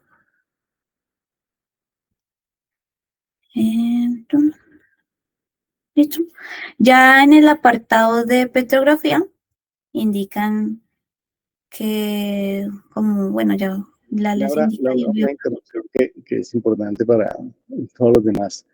Y ya les había dicho, tengan cuidado con el tamaño de la diapositiva. Aquí esta me parece que es tamaño panorámica, ¿cierto, Laura? Presenta, es que yo creo que es por la pantalla, el monitor que estoy usando es cuadrado, profe. Entonces, este es diapositiva como el computador normal, pero como está en un monitor, se puso cuadrado. No importa el monitor. No. De todas maneras, si la diapositiva original es panorámica, pues siempre va a quedar alargada. Yo les sugiero utilizar tamaño carta, que se acomoda a cualquier monitor. Por ejemplo, yo aquí en mi monitor tengo a la derecha las personas, tengo todo lo que me saca el sistema, digamos, de Google, me saca todo a la derecha y me deja un gran espacio para la pantalla. Y un tamaño carta se deja ver muy bien, pero si la gráfica es muy horizontal, entonces se pierde espacio. Entonces, por eso les sugiero que utilicen tamaño carta para los que siguen. Adelante, Laura. Listo. Ya para la próxima lo intento cambiar, profe. Bueno, como ya vio el profe, vimos el sector comprendió el estudio, está entre los municipios de Santa Fe de Antioquia e Irra, dentro del sistema de falla romeral. Las metabasitas del complejo Arquía que se estudiaron en este trabajo corresponden en esquistos verdes y anfibolitas. Bueno, en cuanto a los esquistos verdes, mencionan que son de color verde oscuro a verde claro, tiene un buen desarrollo de la esquistosidad, con rumbos que varían desde noreste 26 hasta noroeste 86 grados, y con buzamientos moderados a fuertes generalmente hacia el oeste.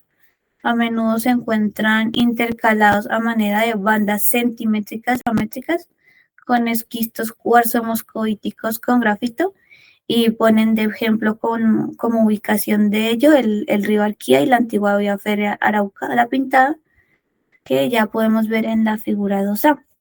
o también en contacto fallado, como en serpentinitas o anfibolitas en el río Arquía, como lo indica la figura 2B. Además, reitero que la falla que según ellos fotografiaron, en verdad, pues a mi punto de vista no se logra apreciar. De hecho, es curioso que si se dan cuenta, la falla estaría literalmente como dispuesta paralelo a la disposición de las capas, o pues la foliación que vemos acá en estos esquistos. Y pues yo diría que pues las rocas en sí pueden estar fracturadas y falladas por el metamorfismo y la variedad de procesos que han sufrido con el transcurso del tiempo estas rocas. Pero bueno, la disposición es curiosa porque es difícil con esta foto decir que esto sí puede ser una falla. Y sí, acá está esquistos negros, esquistos verdes, y vemos que están esas intercalaciones de poco grosor. Sí, yo tampoco creo que eso sea una falla. Porque eso sería como si uno inventa una falla entre los esquistos verdes y los esquistos negros. No tiene mucho sentido. Lo que está mostrando ahí es la estratigrafía, los estratos de esas rocas que hoy en día son esquistos verdes, esquistos verdes y esquistos negros, claramente, sobre todo los negros, son claramente de origen sedimentario. Entonces, ellos no podían explicar qué diablos hacían las anfibolitas ahí. Entonces, tuvieron que empezar a imaginarse un escenario en el cual se intercalaran sedimentos con basaltos. Y pues, ustedes tienen que pensar en eso. ¿Qué lugar del planeta tiene intercalaciones de sedimentos con basaltos? Y entonces eso los hizo pensar a ellos en un par de direcciones. Pero esa supuesta falla es muy importante, porque entonces esa no es una anfibolita de origen, no es el metamorfismo de un basalto oceánico, sino el metamorfismo de sedimentos que tienen fragmentos de basalto, una arenisca, que como les he dicho un par de veces, se deriva de la erosión de los basaltos acrecionados. Entonces, tener partículas de diversa naturaleza, unas totalmente continentales, otras mezcladas con pedacitos de basalto, es lo que hace que estas cosas sean diferentes.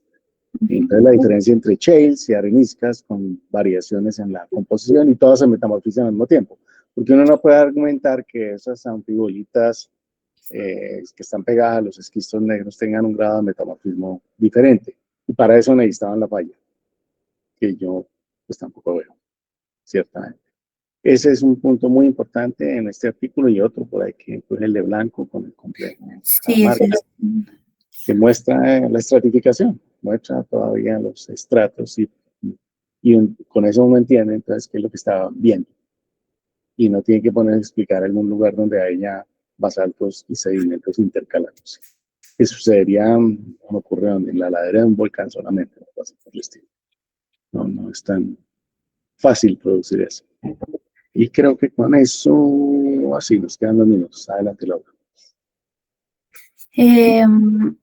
Y sí, bueno, adicional a lo que mencionó el profe, me llamó la atención que los autores pues no dieron ninguna interpretación de las intercalaciones centimétricas de los esquistos con los grafitosos.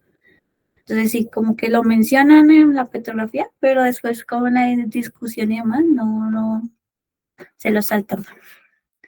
Es una intercalación, si se dan cuenta, pero bueno, el metamorfismo que los pliega, es una intercalación centimétrica e incluso milimétrica. Sí. Entonces, ¿cómo se explica eso? No, obviamente son el mismo grado de metamorfismo.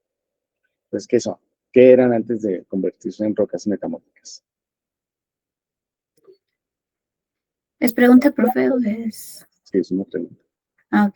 No, pues sí, debían ser sedimentos. Y pues ya como lo discutimos en... Sí, pero ¿qué sedimentos? ¿Qué tipo de sedimentos? ¿Señor? ¿Qué tipo de sedimentos? Debían ser arcillolitas, limolitas, rocas de sedimentos que sí aportan grano muy fino para este tipo. Shales negros. Shales negros bueno, con limolitas, con arenitas. Yo creería que todos los negros son derivados de shales. Sí. Es una intercalación de shales y arenitas, que es lo que sucede en el taluto, me estaba explicándole hace un rato. Son turbiditas, básicamente depósitos turbidíticos, por eso tienen esas intercalaciones. Y al metamorfizarse, entonces por eso se produce carbón y da esquistos negros. Eso es lo que pasa, esos esquistos ahí. Adelante. Listo. Ya petrográficamente indican esquistos cuarzo-cloríticos con muscovita, esquistos cloríticos, esquistos de actinolita blenda con clorita y esquistos cuarzo-actinolíticos. Por otro lado, los autores mencionan una mineralogía compuesta por actinolita entre 24 y 45% modal, clorita entre 8 y 35%, horblenda en proporciones menores al 5%, zoisita y clinozoisita entre 18 y 3%, cuarzo entre 37 y 5%, plagioclasa entre 4 y 6% y muscovita entre 4 y 1%, como se aprecia en la figura 12. Sí, ahí están indicando unas fotografías de los minerales. Los minerales accesorios más comunes son calcita, titanita, hematita, magnetita e ilmenita. Y las texturas características son hematoblástica por la actinolita, lepidoblástica por la clorita y porfiroblástica por los minerales del grupo de la piota, como se muestra en la figura D. Listo. Bueno, en cuanto a estos minerales y porcentajes, quiero resaltar los altos contenidos de cuarzo y, como ya verán más adelante, la alta variación y la diferencia con los porcentajes de las anfibolitas de todos ellos. De por sí, yo personalmente diría que esto ya nos demuestra ya de los protolitos, porque sí, ahí varía bastante y sobre todo el resaltar el cuarzo. Pero bueno. Ya más adelante. Dicho de otra manera, es muy difícil tener una anfibolita, un basalto que tenga tanto cuarzo. Adelante.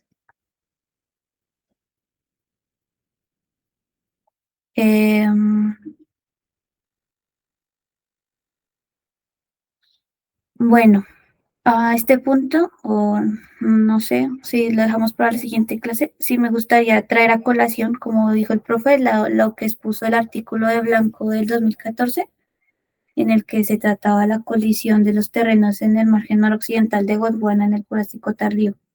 Sí, bueno, está bien. Pero miren, pero por lo menos cerremos la idea con esto que estábamos introduciendo, que es las anfibolitas que se supone que son el resultado de metamorfizar basaltos.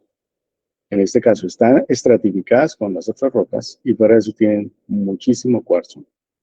Tienen feldespato potásico, que también sería raro. Granate 15%. También es difícil sacar tanto aluminio de un basalto. Así que todo pareciera indicar que son sedimentos en realidad. Así que son para anfibolitas mezcladas con todo. Y me imagino que todos están en fases esquisto verde. Están ahí unas al lado de la otra. Entonces ese es un punto muy importante. Pero a ellos les pareció que tenían que ser basaltos. Pero cuando se habla de la geoquímica van a ver que van y vuelven, ¿no? Que puede ser una cosa, pero puede ser otra. Sí. ¿Y cómo era lo del comentario de Blanco? Ese es el del Jurásico, ¿cierto? Sí, señor. Porque es por la interpretación de que quería que recordaran que en ese artículo pues también se han encontrado intercalaciones de esquistos y anfibolitas y ocurrió una interpretación similar en la que pues los autores mencionaban que los protolitos de las anfibolitas y los esquistos eran basaltos, pero pues no tenía sentido que fuesen basaltos tomando en cuenta las altas cantidades de cuarzo que se encontraron y que pues estos sedimentos sí fueron los precursores. Pues ya sabemos que sí, perdón, que sedimentos sí fueron los precursores de las paraanfibolitas. Y pues esa clase llegamos a la conclusión de que pues los únicos ambientes, y como ya vimos también y recalcamos el día de hoy, pues los únicos ambientes donde podía generarse estas bandas composicionales era de pronto en hotspots o en actos de islas, porque por la presencia de la línea de costa y los volcanes, pero igualmente es complejo y más de que en los hotspots es difícil obtener pues las altas cantidades de cuarzo y los magmas van a variar. Y fuera de eso está el circón detrítico, que muestra que estaba pegado al continente. Todas estas. Entonces es un ambiente, es muy sencillo, es un ambiente de Forar, que específicamente son turbiditas. un ambiente de talud. Todo esto que estamos viendo son turbiditas. Y cuando uno va hacia Buenaventura ve eso, ve turbiditas sin metamorfizarse, otras con un ligero grado de metamorfismo, ve otras que ya son filitas, y etcétera, etcétera, y algunas en algún día se van a convertir en esquistos verdes y parafibolitas. Y con eso cerramos y nos vemos el próximo lunes, ¿verdad? Sí, señor. Bueno, muchas gracias a todos. Gracias, Laura. Feliz tarde. Gracias. Hasta luego.